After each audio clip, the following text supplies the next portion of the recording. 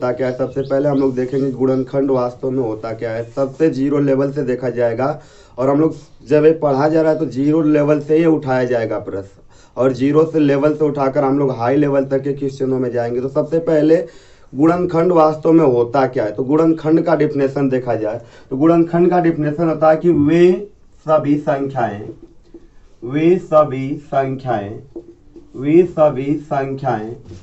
जो दी गई संख्या को पूर्णतया विभाजित करें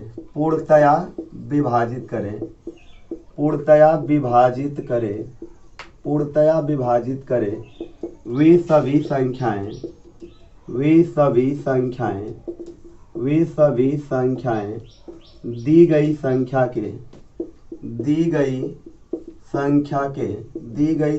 के गुणनखंड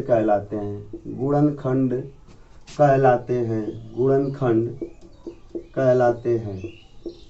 जैसे हम कोई एक छोटी सी संख्या लिया जाए, जैसे हमने एक संख्या ले लिया, हमने एक छोटी संख्या लिया 6, और हम 6 देखा जाए तो किससे कटेगा, तो सबसे पहले इसे काटा जाए तो यह 1 से कटेगा, 1 के बाद देखा जाए तो यह 2 से कटेगा, 2 के बाद देखा जाए तो यह 3 से कटेगा, 3 के बाद देखा जाए तो यह किससे कटेगा, 6 से कटेगा।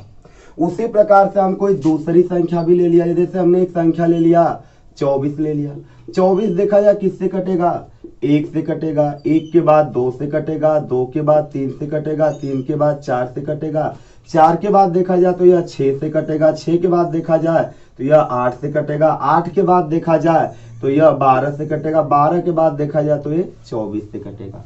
जैसे हमने दो संख्याओं के गुणनखंड लिखे हैं, कितनी संख्याओं के हम लोग गुणनखंड लिखे हैं, 2 संख्याओं के गुणनखंड लिखे हैं। तो इन दोनों संख्याओं में हम देख रहे हैं, यहाँ पर देखा जा रहा है तो संख्या के गुणनखंड में देख रहे हैं। जैसे हम 6 के गुणनखंड में देख रहे हैं, 1 शामिल है, 1 के साथ स्वयं संख्या भी शामिल है।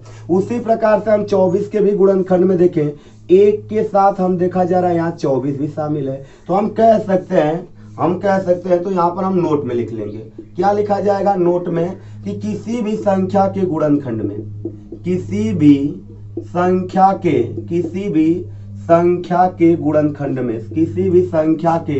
गुणनखंड में एक और स्वयं वह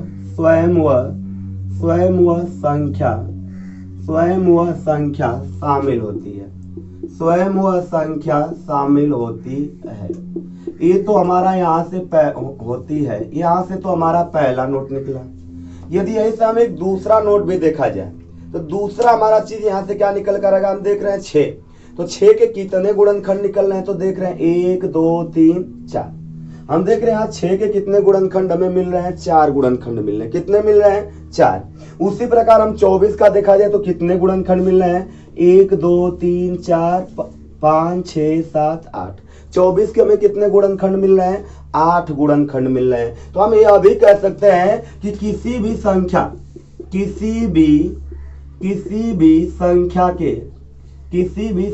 के गुणनखंडों की संख्या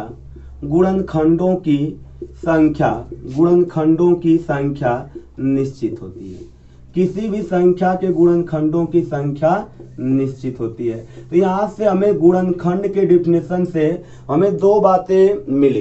पहला हमें क्या मिल रहा है, किसी भी संख्या के गुणनखंड में एक और स्वयं वह संख्या शामिल होती है। कोई भी संख्या हो, वो छोटी से छोटी संख्या या बड़ी से बड़ी संख्या हो, उसके गुणनखंड में एक और स्वयं वह संख्या होगी। दूसरा हमें चीज यहाँ से क्या मिल रहा है, किसी भी संख्या के गुणनखंड में उसके गुणनखंडों की संख्या निश्चित होती है। जैसे हमने 6 का देखा, 6 का गुणनखंड देख रहे हैं तो 6 के गुणनखंडों की संख्या 4 है। उसी प्रकार हम 24 के गुणनखंड निकाला गया तो 24 के गुणनखंडों की संख्या 8 है। जैसे हम कोई दूसरी संख्या ले लें, जैसे हमने एक दूसरी संख्या ले लिया 48, हम 48 का गुणनखंड करें तो 48 का गुणनखंड देखा जाए 1 से कटेगा, 2 से कटेगा, 2 के बाद यह 3 से कटेगा, 3 के बाद 4 से कटेगा, 4 के बाद 6 से कटेगा, 6 के बाद 8 से कटेगा, 8 के बाद 12 से कटेगा, 12 के बाद देखा जाए तो 16 से कटेगा, 16 के बाद 24 से कटेगा, 24 के बाद 48 से कटेगा। तो हमें यहाँ पे देखा जाए 24 के कुल कितने गुणनखंड हो रहे हैं, तो 1 2 3 4 5 6 7 8 9 10। तो यहाँ 48 के जो गुणनखंडों की संख्या है, टोटल गुणनखंडों की संख्या हमें कितनी मिली? 10 मिली। तो हम कह सकते हैं किसी भी संख्या के गुणनखंडों की संख्या निश्चित होती है। संख्या क्या होती है? इनकी निश्चित होती है। आगे हम चला देखा जाएगा। आगे यहाँ से हमें प्रश्न किस किस प्रकार के पूछे जाते हैं, हम प्रश्नों को देखा जाएगा कि हमारे एग्जाम में यहाँ से जो प्रश्न बनते हैं वो प्रश्न किस लेवल के बनते हैं, उन प्रश्नों को देखा जाए। तो उन प्रश्नों के बारे में देखा जाए तो पहला जो यहाँ से प्रश्न बनता है, पहला जो यहाँ से प्रश्न बनता है वह प्रश्न बनता है गुणनखंड ज्ञात करना। पहला प्रश्न बनता है गुणनखंड ज्ञात करना, गुणनखंड ज्ञात करना। अब यहां से तो ये पहला प्रश्न हो गया। जैसे हमें बोल दे किसी भी संख्या का गुणनखंड, जैसे हमें कह दिया 24 के गुणनखंड होंगे, हमें 24 के गुणनखंड निकालने होंगे। जैसे कह दिया 48 के गुणनखंड होंगे तो 48 के हम लोग गुणनखंड निकालेंगे। तो इसके बारे में अभी चर्चा करेंगे। इसके बाद देखा जाए तो दूसरा जो यहाँ से प्रश्न आता है वह हमें प्रश्न आता है गुणनखंडों, हमें आता है गुणनखंडों की संख्या ज्ञात करना, गुणनखंडों की संख्या ज्ञात करना। हमें दूसरा जो यहाँ से टाइप का प्रश्न बनता है वहां से हमें बनता है गुणनखंडों की संख्या ज्ञात करना। अब यहाँ से देखा जाए तो हमें 3 प्रकार के प्रश्न बनते हैं। पहला जो बनता है वह बनता है कुल गुणनखंडों की संख्या। जो यहाँ से पहला प्रश्न पूछा जाता है वह पहला प्रश्न होगा कुल गुणनखंडों की संख्या। दूसरा प्रश्न देखा जाए तो दूसरा जो यहाँ से पूछा जाएगा वह पूछा जाता है विषम गुणनखंडों की संख्या। दूसरा जो यहाँ से हमें प्रश्न बनेगा वह पूछेगा विषम गुणनखंडों की संख्या। और जो यहाँ से हमें तीसरा प्रश्न बनता है उसमें पूछा जाता है कि सम गुणनखंडों की संख्या, सम गुणनखंडों की संख्या पूछा जाता है। और यहाँ से तो हमें 3 प्रकार के प्रश्न बनते हैं। अगला देखा जाए इसी में तीसरा जो हमें बनेगा, तीसरा हमें पूछता है गुणनखंडों का योग। तीसरा जो हमें प्रश्न बनेगा वह पूछा जाता है गुणनखंडों का योग। तो गुणनखंडों का योग यहाँ से भी देखा जाए तो हमें 3 प्रकार के प्रश्न बनेंगे। यहाँ से भी टोटल हमें कितने प्रकार के प्रश्न बनते हैं? 3 प्रकार के। पहला यहाँ से प्रश्न बनता है कुल गुणनखंडों का योग। पहला जो हमारा प्रश्न बनेगा यहाँ से बनेगा कुल गुणनखंडों का योग। दूसरा जो हमारा प्रश्न बनेगा वह प्रश्न बनेगा विषम गुणनखंडों का योग। दूसरा जो हमारा प्रश्न बनेगा वह बनेगा विषम गुणनखंडों का योग। और यहाँ से जो हमारा तीसरा प्रश्न बनेगा वह बनेगा हमारा सम गुणनखंडों का योग, सम गुणनखंडों का योग बनेगा। तो यहाँ से भी हमारा गुणनखंडों के योग से भी देखा जाए तो गुणनखंडों के योग से भी हमें 3 प्रकार के प्रश्न पूछे जाते हैं। पहला होगा कुल गुणनखंडों का योग, दूसरा पूछा जाएगा विषम गुणनखंडों का योग, तीसरा पूछा जाएगा सम गुणनखंडों का योग। ये यहाँ से हुआ। इसी में चौथा पूछेगा गुणनखंडों का गुणनफल। चौथा जो यहाँ से प्रश्न बनता है वह बनेगा गुणनखंडों का गुणनफल। और यहाँ पे केवल यदि पूछा जाए एग्जाम में तो सभी गुणनखंडों का योग ही पूछता है। यहाँ पे सम और विषम गुणनखंडों का योग हमें एग्जाम के दृष्टि से देखा जाए तो कभी तक पूछा नहीं गया।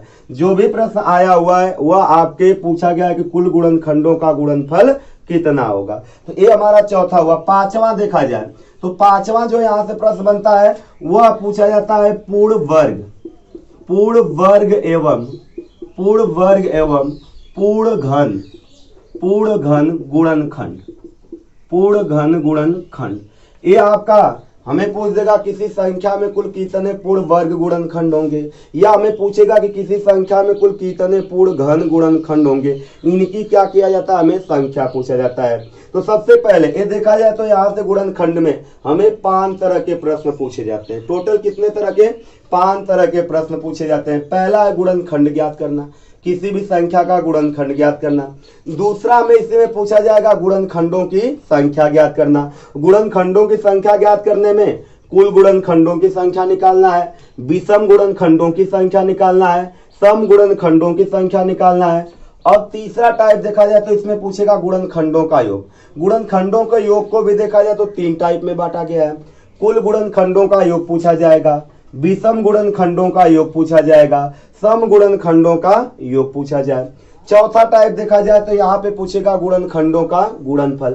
जैसे कह दिया जाए 16 के गुणनखंडों का गुणनफल क्या होगा, या 48 के गुणनखंडों का गुणनफल क्या होगा, या 25 के गुणनखंडों का गुणनफल क्या होगा। चौथा टाइप देखा जाए तो हमें किसी संख्या के गुणनखंडों में पूछा जाता है कि उस संख्या में कुल कितने पूर्ण वर्ग गुणनखंड है या पूर्ण घन गुणनखंड है। तो चलिए हम लोग सबसे पहले वाले टाइप पर चलेंगे कि हमें गुणनखंडों कैसे निकालना है, गुणनखंड कैसे निकालना है, इसके बारे में देखा जाएगा।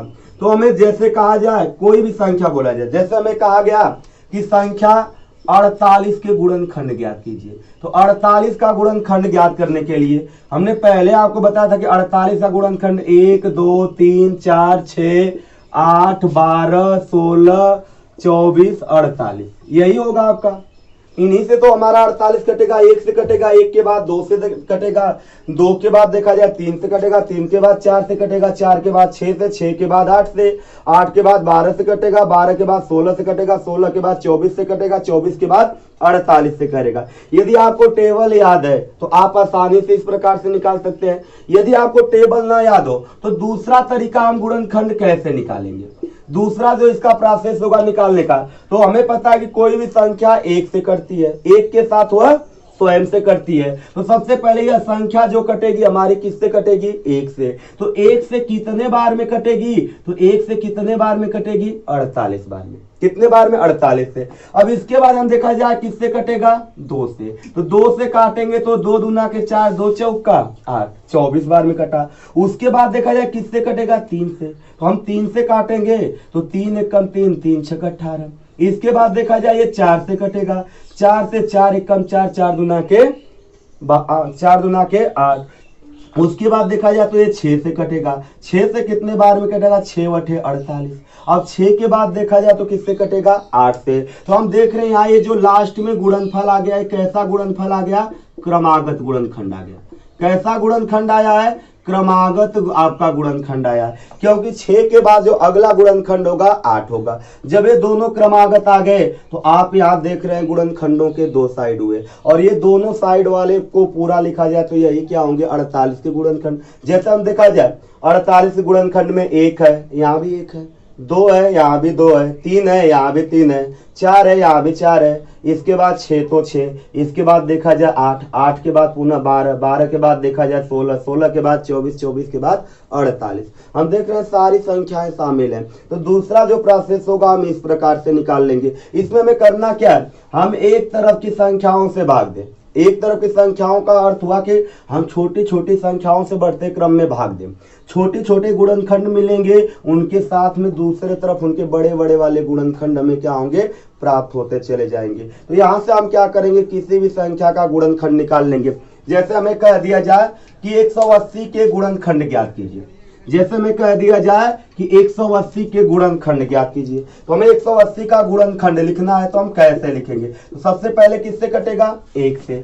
1 से यह कितने बार में कटेगा, 180 बार में। पुनः किससे, 2 से भी तो कट जाएगा, हम 2 से भी काटेंगे, 2 से ये कितने बार में कटेगा, 90 बार में। 2 के बाद देखा जाए 3 से भी कटेगा, तो 3 से कितने बार में कटेगा, 60 बार में कटेगा। आगे देखा क्या, 4 से कटेगा, तो 4 से भी कट जाएगा क्योंकि 80 है और 20 चौका 80। तो यहाँ 4 से भी कटेगा, तो 4 से काटेंगे तो कितने बार में कटेगा, 45 बार में कटेगा। 5 से भी काटेंगे, देख रहे हैं इकाई का अंक 0 या 5 होगा तो 5 से भी कटेगा, तो यह 5 से भी काटेंगे, 5 से कितने बार में कट जाएगा, 36 बार में कट जाएगा। 5 के बाद देखा जाए 6 से भी कटेगा, तो 6 से काटेंगे तो कितने बार में कटेगा, 30 बार में कटेगा। 6 के बाद देखा जाए दूसरी संख्या, 6 के बाद यह 7 से तो कटेगा नहीं, 8 से भी नहीं कटेगा, किससे कटेगा, 9 से। और 9 से यह कितने बार में कटेगा, 20 बार में। आगे देखा जाए 10 से भी कटेगा, और 10 से काटेंगे तो कितने बार में, 18 बार में कटेगा। 10 के बाद देखा जाए 11 से तो कटेगा नहीं, 11 के बाद देखा जाए तो ये 12 से कटेगा। 12 से क्या होगा, कटेगा 12 एकम 12, 12 पचे 60, 15 बार में क्या हुआ, कटा। अब 12 के बाद देखा जाए 13 से कटेगा नहीं, 14 से कटेगा नहीं, तो किससे कटेगा, 15 से। तो यह देख रहे हैं हमें क्रमागत मिला, क्रमागत मिल गया। तो यही हमारे क्या होंगे, 180 के गुणनखंड होंगे। 180 के क्या होंगे, गुणनखंड। अब गुणनखंड क्या होंगे, 1 2 3 4 5 6 9 10 12। 15, 18, 20, 30, 36, 45, 60, 90, 180। यहाँ से भी हमारे एग्जाम में प्रश्न बनते हैं। अब एग्जाम में प्रश्न कैसे बनते हैं? जैसे एग्जाम में हमें क्या करेगा, एग्जाम में हमें बोल देगा, जैसे हमें एक प्रश्न, जैसे हम लोग यहाँ से एक प्रश्न लिया जाएगा, एग्जाम में कह देगा संख्या, कह देगा संख्या 72 का गुणनखंड है, संख्या 72 का गुणनखंड होगा, संख्या 72 का गुणनखंड होगा। और हमें एग्जाम में क्या करेगा, 4 विकल्प देंगे। कितने विकल्प देंगे? 4 विकल्प दे दिया जाएगा। और 4 विकल्प में मैं पूछेगा संख्या 72 का गुणनखंड क्या है। जैसे पहले विकल्प दे देगा 1, 2, 3, 6, 8, 9, 12, 12 के बाद हमें लिख देगा 24, 36, 72। जैसे दूसरा विकल्प दे दे हमें 1, 2, 4, 6, 9, 12, 12 के बाद हमें दे दे 24, 36 और 36, 72। हमें तीसरा ऑप्शन दे दे 1, 2, 3, 4, 4, 6, 8, 8, 9, 12, 12 इसके बाद हमें दे दे आपका 12 के बाद दे दे 18, 18 के बाद हमें दे दे 24, 24 के बाद 36, 36 के बाद 72। और चौथा विकल्प हमें दे दे 1, 2, 3, 4, 6, 8, 9, 12, 12 के बाद 18, 24, 36, 48, 72। ये हमें 4 विकल्प दे दिया। ऐसे ही हमें क्या करेगा, प्रश्न देगा और पूछेगा कि कौन सा विकल्प हमारा सही है। तो सबसे पहले हम 72 का गुणनखंड निकाला जाएगा कि वास्तव में 72 का गुणनखंड होता क्या है, 72 कटेगा किससे। तो हम देख लिए जब 72 के गुणनखंड क्या होंगे। तो 72 पहले 1 से कटेगा, 1 से कितने बार में, 72 बार में। फिर किससे कटेगा, 2 से कितने बार में, 36 बार में। 3 से काटा जाएगा, कितने बार में कटेगा, 24 बार में। 4 से काटा जाए कितने बार में कटेगा, 18 बार में। 6 से काटा जाए तो कितने बार में कटेगा, 12 बार में। उसी प्रकार से 6 के बाद देखा जाए 8 से काटेंगे, 8 से कितने बार में कटेगा, 9 बार में देखा कटेगा। और ये देख रहे हैं 8 और 9 कैसे गुणनखंड हो गए, क्रमागत, क्योंकि 8 के बाद किससे कटेगा, 9 से। एक साइड का मिला, दूसरा साइड वाला मिल गया। अब देखा जाए कि यह किसमें शामिल है, यह जो गुणनखंड है किसमें शामिल है। तो हम पहला वाला देखा जाए 1, 2, 3, 2, 3, 3 के बाद क्या लिखा है, 6। क्या इसमें 4 लिखा है, इसमें 4 नहीं लिखा है। जब इसमें 4 नहीं लिखा है तो पहला वाला विकल्प हमारा क्या होगा, गलत होगा। अब दूसरे वाले विकल्प को चेक किया जाए। दूसरे वाले विकल्प में देख रहे हैं 1, 2, 4, तो हम देख रहे हैं यहाँ पे किसको भूल गया है, 3 को भूल गया है। जब 3 को भूल गया तो ए वाला विकल्प भी हमारा क्या होगा, गलत होगा। हम तीसरे वाले विकल्प को देखा जाए, 1 लिखा गया, 2 लिखा गया, 3 लिखा गया, 4 लिखा गया, 6 लिखा गया, 8 लिखा गया, 9 लिखा गया, 12 लिखा गया, 18 लिखा गया, 24 लिखा गया, 36 लिखा गया, 72 लिखा गया। यही तो 72 के गुणनखंड है। और 72 के गुणनखंड में देख रहे हैं जो तीसरा वाला विकल्प लिखा गया है, तीसरे वाले विकल्प में सभी गुणनखंडों को लिखा गया है। तो तीसरा वाला विकल्प हमारा क्या होगा, सही होगा। हम चौथे वाले विकल्प को देखा जाए तो चौथे वाले विकल्प में देखा जाए ये आपका 1, 2, 3, 4, 6, 8, 9, 12, 18, 24, 36, 48, 72। क्या कहीं 48 इसके गुणनखंड में मिला है? इसके गुणनखंड में हमें कहीं भी 48 नहीं मिला है। जब 48 नहीं मिला है तो इसका गुणनखंड क्या होगा, 48 नहीं होगा। इसलिए जो चौथा वाला हमारा ऑप्शन है वो आपका क्या होगा, गलत होगा। ये तो हमारा हुआ पहला वाला प्रश्न, यानी पहले टाइप से हमारा प्रश्न हुआ। तो इसमें हमें इसी प्रकार के प्रश्न देते हैं और विकल्प हमें 4 देंगे। किसी भी संख्या का गुणनखंड हमें पूछेगा, निम्न में से 15 के गुणनखंड होंगे या निम्न में से 18 के गुणनखंड होंगे। इस प्रकार से प्रश्न पूछ के हमें 4 विकल्प देते हैं। तो ये हमारा हुआ पहला टाइप। अब हम लोग चलेंगे दूसरे वाले टाइप पे। दूसरे वाले टाइप से हमें कैसे प्रश्न पूछा जाता है। तो दूसरे वाले टाइप में हमने आपको बताया था क्या, दूसरे वाले टाइप में हमने बताया था कि हमें पूछता है गुणनखंडों की संख्या। और गुणनखंडों की जो संख्या पूछता है 3 प्रकार के प्रश्न बनते हैं। गुणनखंडों की संख्या से हमें कितने प्रकार के प्रश्न बनते हैं, 3 प्रकार के प्रश्न बनते हैं। तो जैसे हमें कह दिया जाए, जैसे हम लोग एक प्रश्न लिया जाए, हम एक प्रश्न लिया जाएगा, उस प्रश्न में हम तीनों गुणनखंडों को देखेंगे। कुल गुणनखंडों को भी देखा जाएगा, सम गुणनखंड को भी देखेंगे और विषम गुणनखंड को। जैसे हमें कह दिया जाए संख्या 150, संख्या 150 के कुल संख्या के कुल कितने गुणनखंड, कुल कितने गुणनखंड। फिर इसके बाद हमें कहे कुल कितने गुणनखंड, उसके बाद बोला जाए विषम गुणनखंड, विषम गुणनखंड एवं कुल समगुणनखंड समगुणनखंड होंगे, समगुणनखंड होंगे, समगुणनखंड होंगे। तो यहां से हम इससे लगाने के दो प्रोसेस देखेंगे। पहला प्रोसेस तो हमारा वही होगा जैसे हम लोग गुणनखंड ज्ञात कर रहे थे। जैसे हमें 150 का गुणनखंड निकालना है तो 150 का हम गुणनखंड निकालेंगे तो सबसे पहले 1 से काटेंगे, और यह 1 से कितने बार में कटा? 150 बार में। कितने बार में कटा? 150 बार में। पुनः हम 2 से काटेंगे तो कितने बार में कटेगा? 75 बार में। पुनः 3 से काटेंगे कितने बार में? 50 बार में। 4 से तो कटेगा नहीं। आगे हम 5 से काटेंगे तो 5 से कितने बार में कटेगा? 30 बार में। 5 के बाद इसे काटा जाए 6 से तो 6 से भी कट जाएगा। 25 छक्का कितना होता है? 150। और 6 के बाद देखा जाए 7 से कटेगा नहीं, 8 से कटेगा नहीं, 9 से कटेगा नहीं, किससे कटेगा? 10 से कटेगा। और 10 से कटेगा तो कितने बार में? 15 बार में। और इसके बाद देखा जाए न 12 से कटेगा, न 13, न 14, किससे कटेगा? 15 से। तो 10 के बाद अगला जो विभाजित करने वाला वो क्या है? 15 है। तो हम देख रहे हैं यहाँ पे क्रमागत वाला मिला। जब क्रमागत वाला मिला तो इससे हम देख ले कि एक साइड वाला मिला तो इसके विपरीत साइड वाले भी मिल गए, विपरीत साइड वाले भी क्या हुए? मिल गए। तो ये तो हमने 150 के क्या किया? गुणनखंड निकाला। अब इसमें जो प्रश्न आया, हमें पहला प्रश्न पूछा है कुल कितने गुणनखंड। तो कुल गुणनखंड हमें निकालना है तो यहां से हम लिखेंगे कुल गुणनखंडों की संख्या। यहां से हम लोग क्या लिखेंगे? कुल गुणनखंडों की संख्या। तो कुल गुणनखंडों की हम संख्या देखा जाए तो हम गिना जाए, यहां से देखा जाए 1 2 3 4 5 6 7 8 9 10 11 12। कुल कितने गुणनखंड है? कुल कितने गुणनखंड है? 150 के 12 गुणनखंड है। अब दूसरा हमें इसमें पूछेगा कुल विषम गुणनखंड। हमें क्या पूछेगा? कुल विषम गुणनखंडों की संख्या। कुल विषम गुणनखंडों की संख्या, गुणनखंडों की संख्या। हम इसकी संख्या देखेंगे तो विषम संख्या के बारे में आप लोग जानते ही होंगे। वे संख्या जिनके इकाई अंक क्रमशः 1 3 5 7 तथा 9 हो उसे हम विषम संख्या कहते हैं। तो हम देख रहे हैं इसमें यह एक विषम संख्या है। 1 के बाद अगली विषम संख्या देखा जाए 3 है। 3 के बाद अगली विषम संख्या हमारी 5 है। 5 के बाद अगली विषम संख्या हमारी 15। 15 के बाद देखा जाए तो अगली विषम संख्या हमारी क्या है? 25। और 25 के बाद अगली विषम संख्या देखा जाए हमारी क्या है? 75 है। कौन सी संख्या है? 75। तो कितने विषम गुणनखंड हो रहे हैं? 1 2 3 4 5 6। तो विषम गुणनखंड हमें कितने प्राप्त हुए? 6 प्राप्त हो रहे हैं। तो यहां से कुल विषम गुणनखंडों की संख्या हमारी क्या होगी? 6 होगी। अब हमें तीसरा इसमें पूछा गया है कुल सम गुणनखंड। कुल सम गुणनखंडों की संख्या पूछा गया है। तो सम संख्या के बारे में आप लोगों को पता ही है कि सम संख्या कहते किसे हैं?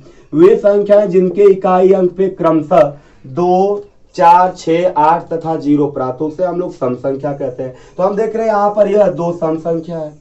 2 के बाद अगला सम संख्या देखा जाए 6 है। 6 के बाद देखा जाए 10 है। 10 के बाद देखा जाए 30 है। 30 के बाद क्या है? 50 है। 50 के बाद क्या है? 150। तो कुल कितने सम गुणनखंड है? तो 1 2 3 4 5 6। तो सम गुणनखंड कितने हुए? 6 हुए।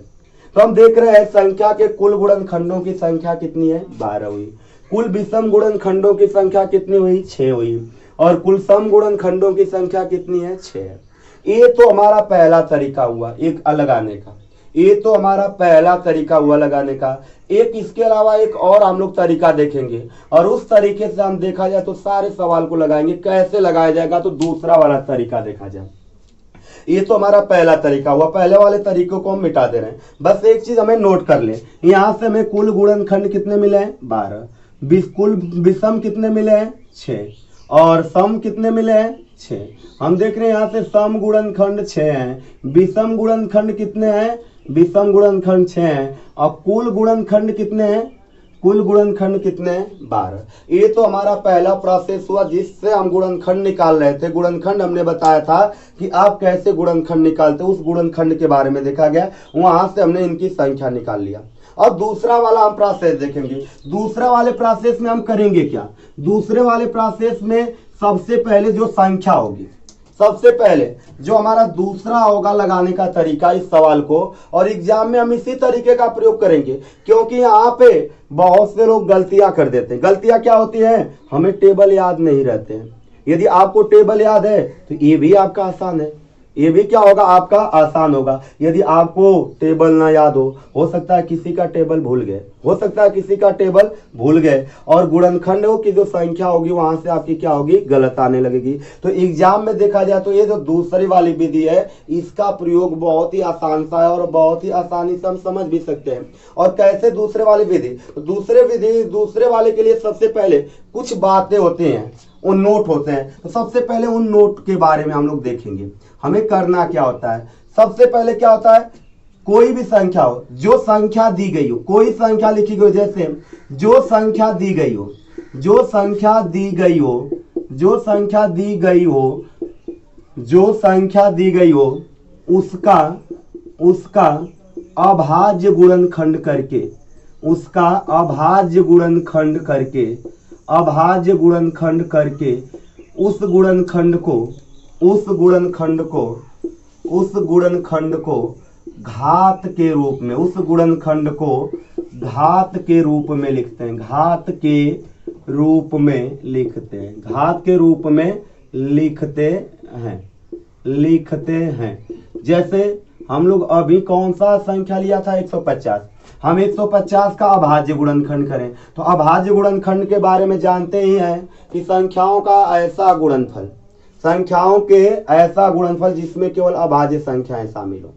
अब अभाज्य संख्या किसे कहते हैं, तो अभाज्य संख्या के बारे में जानते होंगे कि वे संख्याएं जो एक और स्वयं से कटे, वे संख्याएं जो एक और स्वयं से कटे उसी को हम अभाज्य संख्या कहते हैं। और हमें कुछ अभाज्य संख्याएं, जैसे कहा जाता है कि 1 से 100 तक कितनी अभाज्य संख्या होती है, तो 1 से 100 तक हमारी 25 अभाज्य संख्या होती है। यदि वे 25 अभाज्य संख्या हमें याद है तो यहाँ से कोई भी हम सवाल लगा सकते हैं, क्योंकि पेपर में या कोई भी एग्जाम में आपका प्रश्न दे तो उससे बड़ा गुणनखंड हमें नहीं देगा। तो 1 से 25 तक की अभाज्य संख्या देखा जाए तो 1 से 25 तक जो अभाज्य संख्या होती है 2, 3, 5, 7, 11, 13, 17, 19, 19 के बाद 23, 29, 31, 37, 41, 43, 43 के बाद देखा जाए तो 47 के बाद 53, 53 के बाद 59, 59 के बाद 61, इसके बाद 67, 71, 71 के बाद 73, 71 के बाद 73, 73 के बाद देखा जाए 79, 79 के बाद 83, 83 के बाद 89, 89 के बाद क्या होता है 97। तो 1 से 100 तक जो होती है वो 100 अभाज्य संख्या होती है। और 25, 1 से 100 तक 25 अभाज्य संख्या होती है। और ये 25 अभाज्य संख्या है हमें याद हो गई तो कोई भी एग्जाम, क्योंकि यहाँ से बहुत सारे प्रश्न बनते हैं, 1 से 100 तक की जो अभाज्य संख्या है वहां से बहुत सारे प्रश्न बनते हैं। हमें पूछा जाता है कि यहाँ से कि 1 से 100 तक कुल कितनी अभाज्य संख्या है, या 70 से 80 के बीच में कितनी अभाज्य संख्या है, या प्रथम 5 अभाज्य संख्याओं का क्या योग होगा। तो 1 से 100 तक की हमें अभाज्य संख्या आनी चाहिए। और ये कितनी संख्या है, केवल 25 ही संख्याएं तो हैं, इसे हम आसानी से याद कर सकते हैं, याद भी हो जाएंगे। कौन कौन सी संख्या होती है, 2, 3, 5, 7, 11, 13, 17, 19, 23, 29, 31, 37, 41, 43, 47, 53, 59, 61, 67, 71, 73, 79, 83, 89, 97। तो एक तरह से भी देखा जाए यहाँ से हमें क्वेश्चन भी बनते हैं कि सबसे छोटी अभाज्य संख्या, हम थोड़ा सा अभाज्य संख्या के बारे में भी यहाँ देख लें। सबसे छोटी अभाज्य संख्या 2, सबसे छोटी सम अभाज्य संख्या 2, यह एकमात्र सम अभाज्य संख्या जो 2 है, एकमात्र सम अभाज्य संख्या। इसके अलावा कोई भी सम संख्या नहीं है जो अभाज्य हो, केवल 2 ही एक ऐसी संख्या है जो सम के साथ अभाज्य संख्या है, सम संख्या के साथ क्या है अभाज्य संख्या।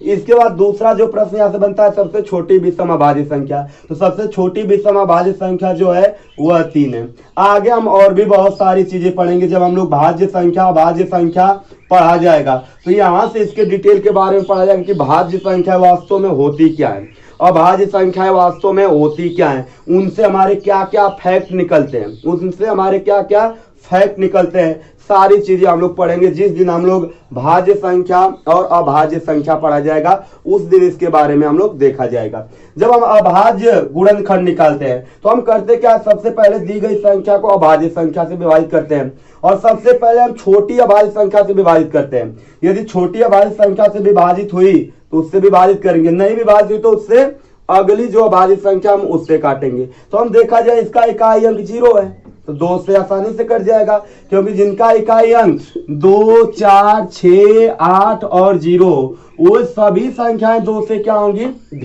विभाजित होंगी। हम 2 से काटा जाए तो 2 सत्ते 14, 2 पचे 10, कितने बार में कट गया? 75 बार में। अब देखा जाए क्या यह 2 से कटेगा? 2 से कटने के लिए इकाई अंक क्या चाहिए? 2, 4, 6, 8 और 0 चाहिए, और इसका इकाई अंक है क्या? 5। तो यह 2 से तो अब कटेगा नहीं, तो अगली अभाज्य संख्या हम देख रहे हैं, अगली अभाज्य संख्या हमारी क्या है? 3 है। और हम 3 से काटेंगे तो देखिए 7, 5, 12।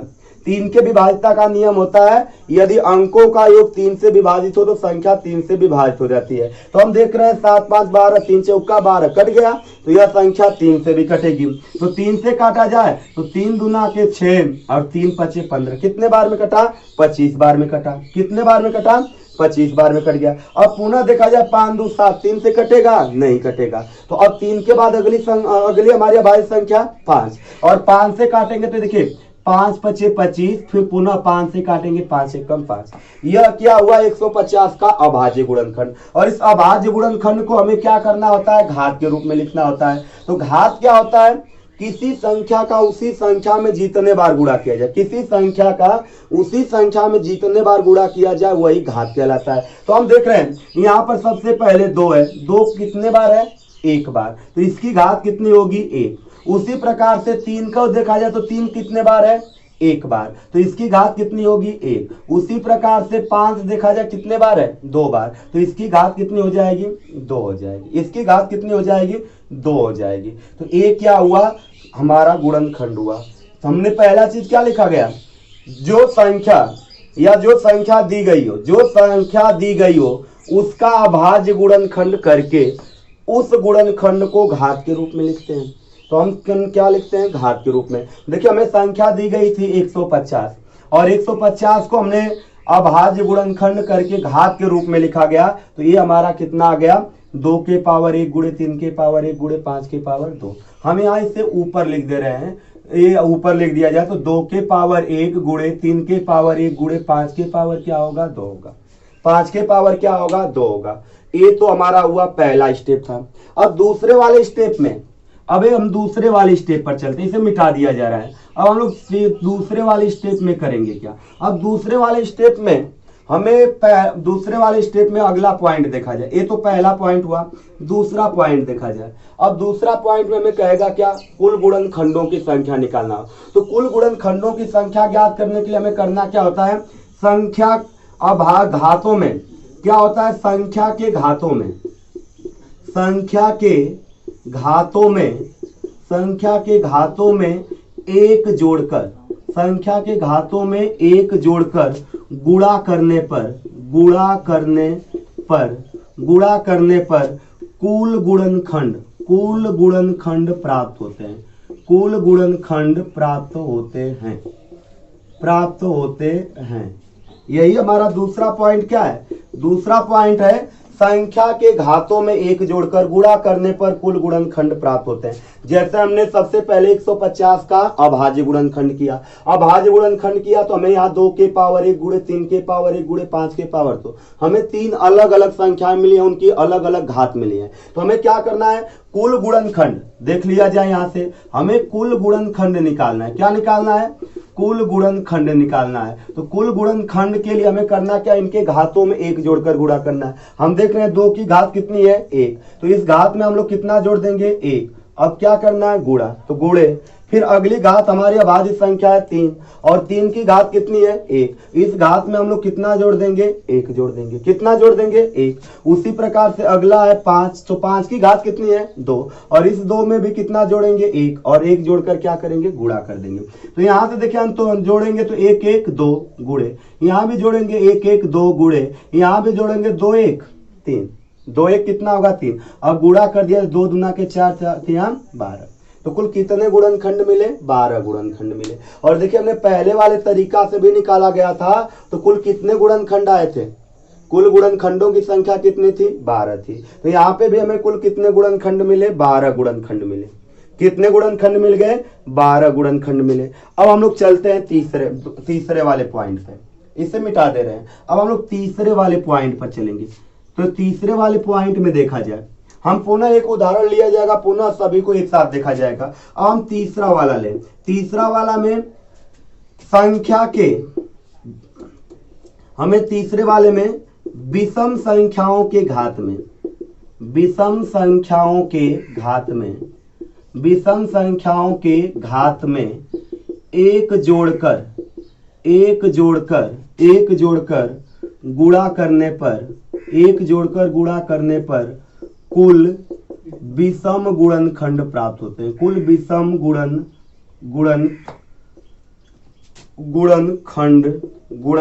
प्राप्त होते हैं, गुणनखंड प्राप्त होते हैं। अब तीसरे वाले पॉइंट में हम लोग क्या देख रहे हैं, तीसरे वाले नोट में देखा जाए तो इसमें बोला गया विषम संख्याओं के घात में एक जोड़कर, किसके घात में, विषम संख्याओं के घात में एक जोड़कर उनका गुणा किया जाए तो जो गुणनफल प्राप्त होगा वही क्या होगा, कुल विषम गुणनखंडों की संख्या। जैसा हमें यहाँ निकालना क्या है, कुल विषम गुणनखंड। तो चलिए निकाला जाए। हमें क्या ज्ञात करना है, कुल विषम गुणनखंड। कुल विषम गुणनखंड ज्ञात करना है तो कुल विषम गुणनखंड के लिए हमें किसके घात में, विषम संख्या के घात में। क्या ये दो विषम संख्या है, नहीं है। तो अगली विषम संख्या हमारी क्या है, विषम संख्या पहले हमारी क्या है, 3, और 3 की घात कितनी है, 1। तो 1 में हम लोग कितना जोड़ेंगे, 1 गुणे। अगली विषम संख्या क्या है, 5, और 5 में 5 की घात कितनी है, 2। 2 में कितना जोड़ेंगे, 1, और यह जोड़कर गुणा करेंगे तो 1 1 2 2 1 3, और ये गुणा कर देंगे 3 दूना के 6, 3 दूना के कितना होगा, 6 होगा। तो कुल विषम गुणनखंड कितने मिलेंगे, 6 मिलेंगे। कुल विषम गुणनखंड कितने मिलेंगे, 6 मिल जाएंगे। तो यहाँ से विषम गुणनखंडों की संख्या हमारी कितनी हो जाएगी, 6 हो जाएगी। चलिए हम लोग अब चौथे वाले स्टेप पर चलते हैं। चौथा वाला स्टेप हमारा क्या कह रहा है, हम इसे मिटा दे रहे हैं, चौथे वाले स्टेप पर चलेंगे। अब चौथे वाले स्टेप में हमारा है सम संख्या के बारे में। तो सम संख्याओं, हमें सम संख्या के घात में, सम संख्या के घात में, सम संख्या के घात में शून्य एवं विषम संख्याओं के घात में, विषम संख्याओं के घात में, विषम संख्याओं के घात में एक जोड़कर गुणा करने पर, एक जोड़कर गुणा करने पर कुल सम गुणनखंड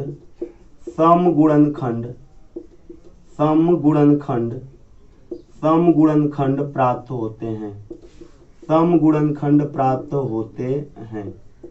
कौन से गुणनखंड, हम सम संख्या के घात में 0 एवं विषम संख्याओं के घात में 1 जोड़कर इनका हम गुणा करेंगे तो हमें कैसे गुणनखंड प्राप्त होंगे, सम गुणनखंड प्राप्त होंगे। कैसे होंगे, सम गुणनखंड प्राप्त होंगे। जैसे हम लोग देखा जाए, यहाँ पे हम लोग देखा जाए, हमें क्या निकालना है, सम गुणनखंड निकालना है। तो यहाँ देख रहे हैं सम संख्या की घात कितनी है, 1। हमें क्या निकालना है, सम गुणनखंड निकालना है। हमें सम गुणनखंडों की संख्या निकालना है। तो सम गुणनखंडों की संख्या, तो हमने क्या बताया था, सम संख्या के घात में कितना, 0। हम 1 में 0 जोड़ दिया गया, गुणे। अगला क्या, विषम संख्या के घात में कितना जोड़ना है, 1। हम यहाँ पर 1 + 1 कर दे। अगला क्या है, विषम संख्या की घात में 1, तो अगली घात 2 है, 2 में कितना जोड़ेंगे, 1। और यह देखिए जोड़ा जाए, 1 में 0 जोड़ेंगे 1, 1 में 1 जोड़ेंगे 2, 2 में 1 जोड़ेंगे 3, और 2 1 2, 2 3 6। कितने सम गुणनखंड होंगे, 6 सम गुणनखंड होंगे। कितने सम गुणनखंड हो जाएंगे, 6 सम गुणनखंड होंगे। तो इस प्रकार से हम क्या करेंगे, कुल गुणनखंडों की संख्या निकालते हैं। सबसे पहले गुणनखंडों की संख्या ज्ञात करने के लिए, गुणनखंडों की संख्या ज्ञात करने के लिए हमें करना क्या होता है, दी गई संख्या का अभाज्य गुणनखंड करके, दी गई संख्या का अभाज्य गुणनखंड करके उस गुणनखंड को घात के रूप में लिखते हैं। सबसे पहला स्टेप हमें यही है कि संख्या का अभाज्य गुणनखंड करें, अभाज्य गुणनखंड को घात के रूप में लिखें। घात के रूप में लिखने के बाद अब पहला जो हमारा यहाँ से प्रश्न आता है, पहला प्रश्न आता है कुल गुणनखंडों की संख्या ज्ञात करना। तो कुल गुणनखंडों की संख्या ज्ञात करने के लिए हम करेंगे क्या, संख्या के घात में 1 जोड़कर, संख्या के घात में 1 जोड़कर गुणा करते हैं। संख्या के घात में 1 जोड़कर गुणा करने पर जो हमें गुणनफल प्राप्त होता है वही गुणनफल हमारा क्या होता है, कुल गुणनखंडों की संख्या होती है।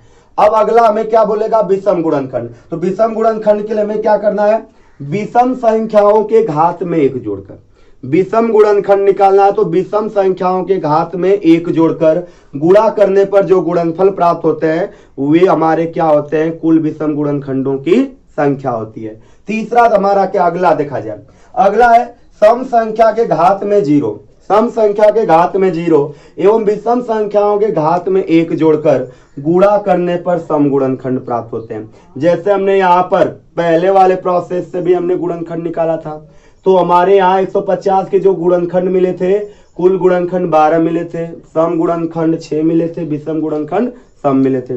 दूसरे वाले तरीका से भी हमने लगाया था, तो वहां से भी हमें कुल गुणनखंड 12 मिले, सम वाले 6 मिले, विषम वाले 6 मिले। चलिए हम एक सवाल और इस पे ले लिया जाए, एक सवाल इस पे हम लोग और लिया जाए। जैसे हमें एक संख्या बोल दिया जाए, कोई संख्या, जैसे हमें कह दिया जाए संख्या 84, जैसे कह दिया जाए 84, हमें एक संख्या बोला है 84। अब 84 के कह दिया कुल गुणनखंड कितने होंगे, या 84 के कुल सम गुणनखंड कितने होंगे, या 84 के कुल विषम गुणनखंड कितने होंगे। तो यहाँ पर हम तेजी के साथ दोनों प्रोसेस को देख लेंगे। पहला प्रोसेस हमने बताया था ये 84 है, तो 84 को हम काटा जाए, पहले 1 से काटेंगे 84 बार में, 2 से काटेंगे कितने बार में 42 बार में, 3 से काटेंगे कितने बार में 28 बार में, 4 से काटेंगे कितने बार में 21 बार में, 5 से कटेगा नहीं, 6 से काटेंगे कितने बार में 14 बार में, 7 से काटेंगे कितने बार में 12 बार में, 7 के बाद देखा जाए तो ये 12 से ही कटेगा, ये 12 से ही कटेगा, तो ये हमें क्रमागत मिल गया। अब क्योंकि 7 के बाद 12 से कटा, एक साइड का मिला, दूसरे साइड का मिल गया। चलिए हम इसको यहीं पे रहने दे रहे हैं, दूसरे वाले तरीके पर हम यहीं देख लिया जाए। दूसरे वाले तरीके से देखा जाए तो हमने बताया था सबसे पहले हम लोग 84 का गुणनखंड करेंगे। अब 84 का गुणनखंड हम किस प्रकार से करते हैं, गुणनखंड चलिए देख लिया जाए। यहाँ से हम 84 का गुणनखंड करेंगे, 2 से काटेंगे 42 होगा, 2 से काटेंगे 21 होगा, अब 2 से कटेगा नहीं, तो 3 से काटेंगे 7 होगा, फिर 7 से काटेंगे 1 होगा, यही ना होगा गुणनखंड। तो इसके गुणनखंड को हम क्या लिखेंगे, ये देखिए 2 का कितने बार गुणा है 2 बार, 2 बार गुणा है तो 2 के पावर 2। यहाँ देखा जाए 3 का कितने बार है 1 बार, तो इससे लिखेंगे 3 के पावर 1। 7 का कितने बार गुणा है 1 बार, तो इससे क्या लिखेंगे 7 के पावर 1 लिखेंगे। ये हमने क्या किया 84 के अभाज्य गुणनखंड को घात के रूप में लिखा। अब हमें यहाँ पूछेगा पहला कुल गुणनखंडों की संख्या, हमें क्या पूछेगा कुल गुणनखंडों की संख्या। तो कुल गुणनखंडों की संख्या के लिए हमने बताया था कि घात में 1 जोड़कर हम क्या करते हैं गुणा करते हैं। हम यहाँ देख रहे हैं घात कितनी है 2, 2 में 1 जोड़ेंगे 3, यहाँ घात कितनी है 1, 1 में 1 जोड़ेंगे 2, यहाँ घात कितनी है 1, 1 में 1 जोड़ेंगे 2, और ये गुणा कर देंगे 3 दूना के 6, 6 दूना के 12। कितने गुणनखंड होंगे 84 के कुल 12 गुणनखंड होंगे। अब हम यहाँ से भी देख ले क्या ये 12 है कि नहीं, तो यहाँ से गिना जाए 1 2 3 4 5 6, एक साइड 6, एक साइड 6, तो दूसरे साइड भी कितने 6, तो 6 दूना के 12। कुल कितने गुणनखंड है 12, दोनों से आ गया 12। चलिए अब हम लोग दूसरा देख लिया जाए कुल विषम गुणनखंड। क्या निकाला जाए कुल विषम गुणनखंड, कुल विषम गुणनखंडों की संख्या निकाला जाए। तो कुल विषम गुणनखंडों की हम लोग संख्या निकालेंगे। तो विषम गुणनखंडों की संख्या के लिए हमने बताया था कि घात में 1 जोड़कर, घात में 1 जोड़कर गुणा करने पर, विषम संख्या के घात में 1 जोड़कर गुणा करने पर प्राप्त होते हैं। तो यहाँ विषम संख्या कौन कौन सी है 3 और 7, तो 3 की घात कितनी है 1, तो 1 में 1 जोड़ेंगे 2, 7 की घात कितनी है 1, 1 में 1 जोड़ेंगे 2, और 2 दूना के 4, 2 दूना के कितना होगा 4 होगा। तो यहाँ से कुल कितने विषम गुणनखंड होंगे 4।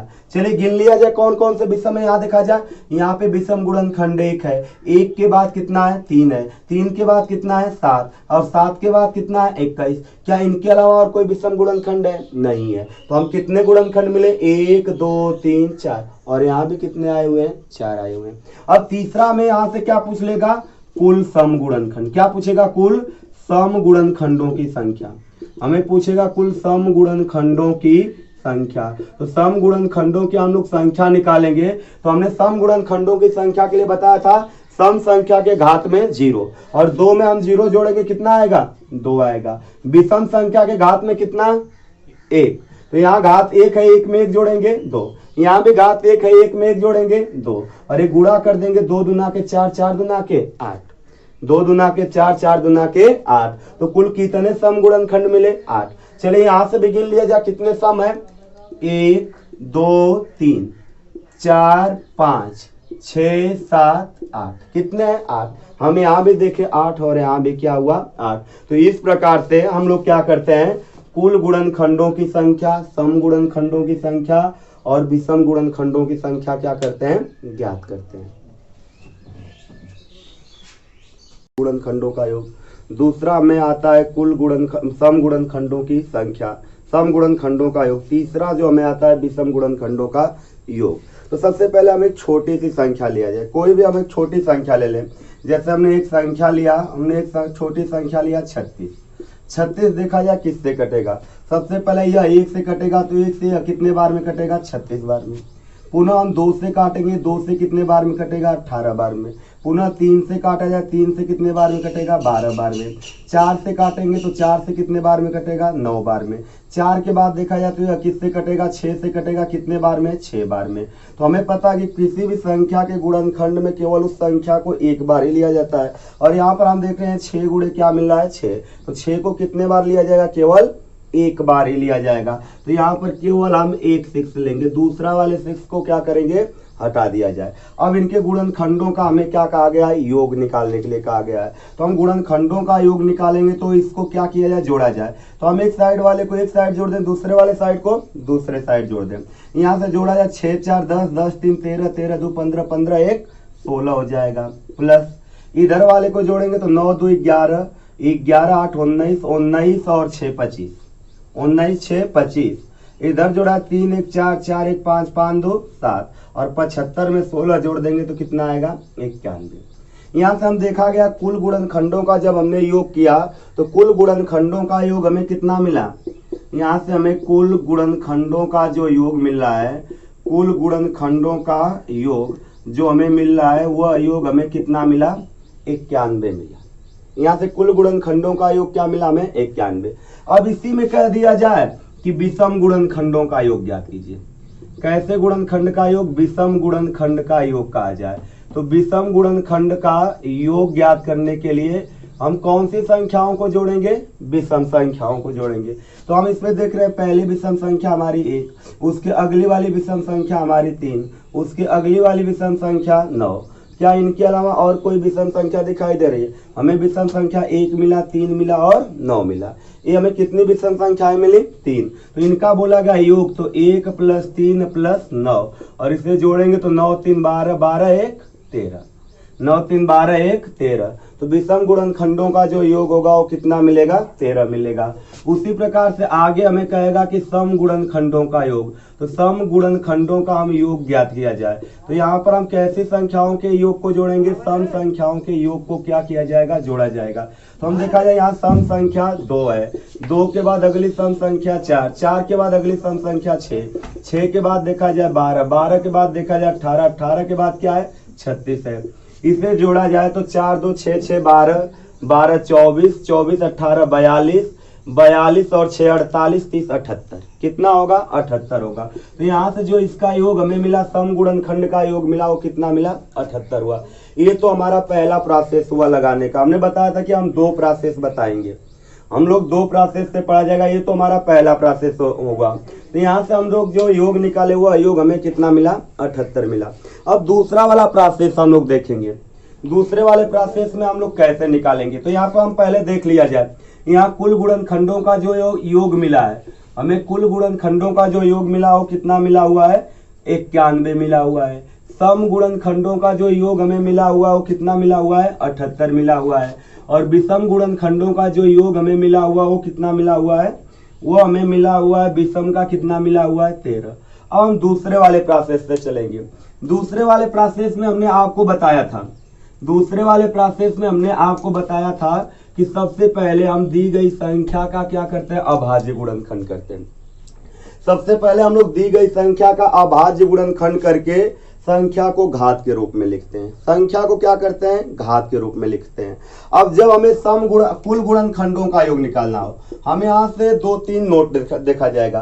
पहला नोट देखेंगे, यदि हमें कुल गुणनखंडों का योग ज्ञात करना तो इसके लिए हमें करना क्या होगा, यदि कुल गुणनखंडों के योग के लिए यदि 2 के पावर p गुणे 3 के पावर q गुणे 5 के पावर r गुणे dot dot dot dot dot का अर्थ हुआ आगे आने वाली और भी अभाज्य संख्याएं होंगी, क्योंकि 2 3 5 ही तो अभाज्य संख्या नहीं, इसके अलावा 7 भी है, 11 है, 13 बहुत सारी अभाज्य संख्याएं हैं।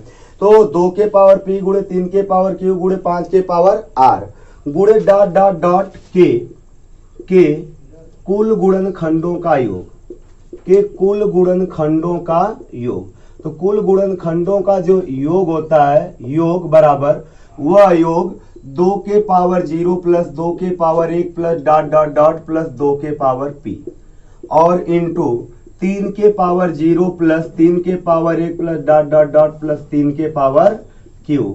उसी प्रकार से गुणे 5 के पावर 0 प्लस 5 के power 1 plus dot dot dot plus 5 के पावर r गुणे डॉट डॉट डॉट होगा, गुणे क्या होगा, डॉट डॉट डॉट होगा। यानी कहने का तात्पर्य यह है कि जब हमें गुणनखंडों का योग निकालना होगा तो जो संख्या की घात होती है, घात को हम 0 से शुरू करते हैं और 0 से बढ़ते हुए जहां तक उसकी घात लिखी गई हो प्लस चिन्ह के साथ वहां तक बढ़ते हैं और उनके जो योगफल आते हैं उनका गुणा करने पर हमें कुल गुणनखंडों का क्या होता है, योग मिलता है। जैसे हमने संख्या लिया था, हमारी संख्या क्या थी, संख्या जो हमने लिया था वह संख्या हमारी क्या थी, 36। संख्या क्या थी, 36। हम 36 का भाज्य गुणनखंड करेंगे तो हमें पता है 4 9 36। 4 के लिए होगा 2 के पावर 2 और 9 के लिए क्या होगा, 3 के पावर 2 होगा। तो यहाँ हम देख रहे हैं 2 की घात 2 है, गुणे 3 के पावर कितना है, 2 है। अब हमें योग निकालना है तो योग के लिए हमें करना क्या है, इसकी घात 0 से लिखना है। तो इसे लिखा जाए तो 2 के पावर 0 प्लस 2 के पावर 1 प्लस 2 के पावर 2 गुणे उसी प्रकार से 3 का लिखा जाए तो 3 के पावर 0 प्लस 3 के पावर 1 प्लस 3 के पावर 2। आपको पता होगा किसी भी संख्या के पावर, किसी भी चर या अचर के पावर 0 तो उसका मान क्या होता है, 1 होता है।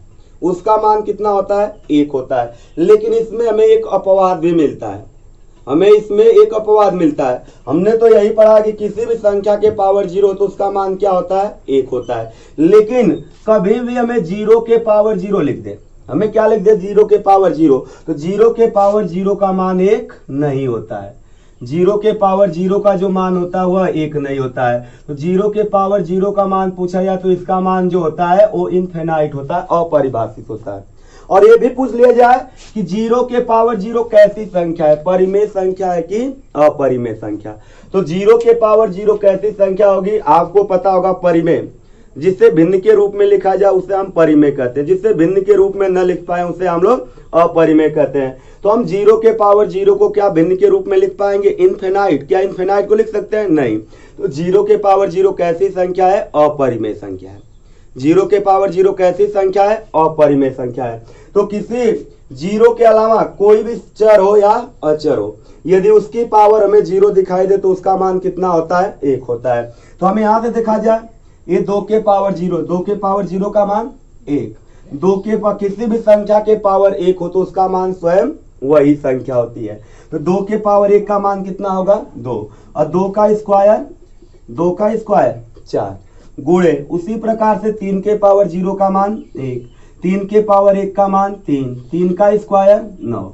अब यहां से देखा जाए, 4 में 2 जोड़ेंगे 6, 6 में 1 जोड़ेंगे 7, कितना आ जाएगा, 7 आ जाएगा। गुणे 9 3 12, 12 1 13 और 13 गुणे 7 करेंगे, 13 7 91। तो हम देख रहे थे यहाँ से कुल गुणनखंडों का योग हमें कितना आया था, 91। और यहाँ से भी हमारे कुल गुणनखंडों का योग कितना आया, 91 आया। यहाँ से भी क्या आया, कुल गुणनखंडों का जो योग आया हमारा 91 आया। कुल गुणनखंडों का योग कितना आएगा, 91 आएगा। चलिए इसमें हम अब दूसरी बात लिखेंगे। अब दूसरा चीज हम लोग देखेंगे, ये तो कुल गुणनखंडों का हमें क्या हुआ, योग हुआ। अभी हम इसके बाद एक उदाहरण लिया जाएगा, वहां से हम लोग तीनों को देखेंगे उस उदाहरण में। यहाँ से हम चलते हैं दूसरे वाले स्टेप पर। तो दूसरे वाले स्टेप में हम लोग चलेंगे, वहां पर हम लोग निकालेंगे सम गुणनखंडों का योग।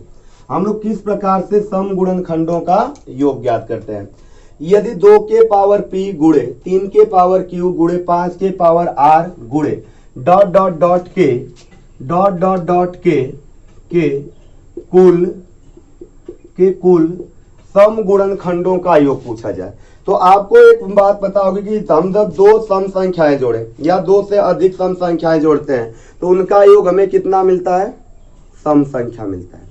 उनका जो योग हमें मिलता है वो क्या मिलता है, सम संख्या। जैसा हम यहाँ लिख दें 2 के पावर 0 प्लस 2 के पावर 1, दोनों ही तो सम संख्या है, 2 के ही पावर है। लेकिन यहाँ 2 के पावर 0 का मान 1, 2 के पावर 1 का मान 2, और इनका योग करेंगे तो कितना आएगा, 3 आएगा। क्या ये 2 सम संख्याओं का योग 3 है, क्या दो सम संख्याओं का योग सम है? नहीं है। क्या आ जा रहा है? विषम। तो जब हम सम संख्या का योग निकालते हैं, कैसी संख्या का? सम संख्या का योग निकालते हैं, तो सम संख्या की घात को हम 0 से ना शुरू कर सम संख्या की घात कहां से लिखते हैं? 1 से लिखते हैं। इसकी घात हम 0 से ना लिखकर इसकी घात कहां से लिखेंगे? 1 से लिखेंगे। और 1 से लिखा जाएगा तो ये हो जाएगा 2 के पावर 1 प्लस 2 के power 2 plus dot dot dot plus 2 के पावर क्या होगा? p गुणे आपका 5 के पावर 3 के पावर 0 3 के पावर 0 प्लस 3 के power 1 plus dot dot dot plus 3 के पावर q होगा। गुणे उसी प्रकार से 5 के पावर 0 प्लस 5 के power 1 plus dot dot dot plus 5 के पावर r गुणे डॉट डॉट डॉट होगा। डॉट डॉट डॉट का अर्थ आगे आने वाले और भी अभाज्य संख्याएं होंगी जिसको हम बढ़ाकर लिख सकते हैं। जैसे यहीं पे कह दिया जाए 36 के कुल सम गुणनखंडों का योग। तो अभी तो 36 का सम गुणनखंड किए थे घात के रूप में, तो 2 के पावर 2 गुणे 2 के पावर क्या आया? 3 के पावर 3 के पावर कितना आया हुआ था? 2 आया हुआ था, यही आया हुआ था। तो हमें यहाँ क्या करना है? सम गुणनखंडों का योग निकालना है। सम गुणनखंड का योग निकालने के लिए आपको बताया गया है कि जब हम इसका योग निकालते हैं तो सम संख्या की घात को हम 0 से न लिखकर सम संख्या की घात कहां से लिखते हैं? 1 से लिखते हैं। और यह लिखा जाएगा तो 2 के पावर 1 प्लस 2 के पावर 2, इसकी देख रहे हैं अधिकतम घात कितनी है? 2 गुणे यह हो जाएगा 2 के पावर 3 के पावर 0 प्लस 3 के पावर 1 प्लस 3 के पावर 2।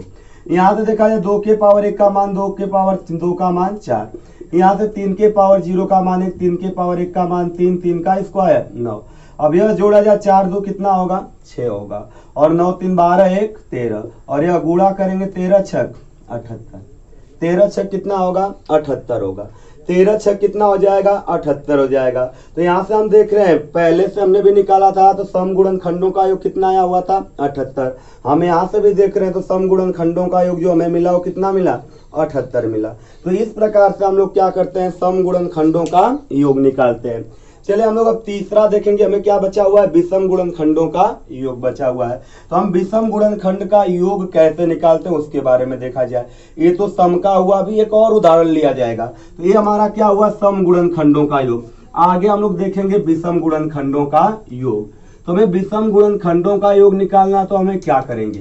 तो तीसरा हम लोग लिखेंगे, तीसरा यदि 2 के पावर p गुणे 3 के पावर q गुणे 5 के पावर r गुणे डॉट डॉट डॉट के कुल विषम गुणनखंडों का योग, के कुल विषम गुणनखंडों का योग। जैसे हमने आपको बताया था कि जब हम विषम गुणनखंड निकालते थे तो केवल विषम संख्या के घात में ही एक जोड़कर गुणा करते थे।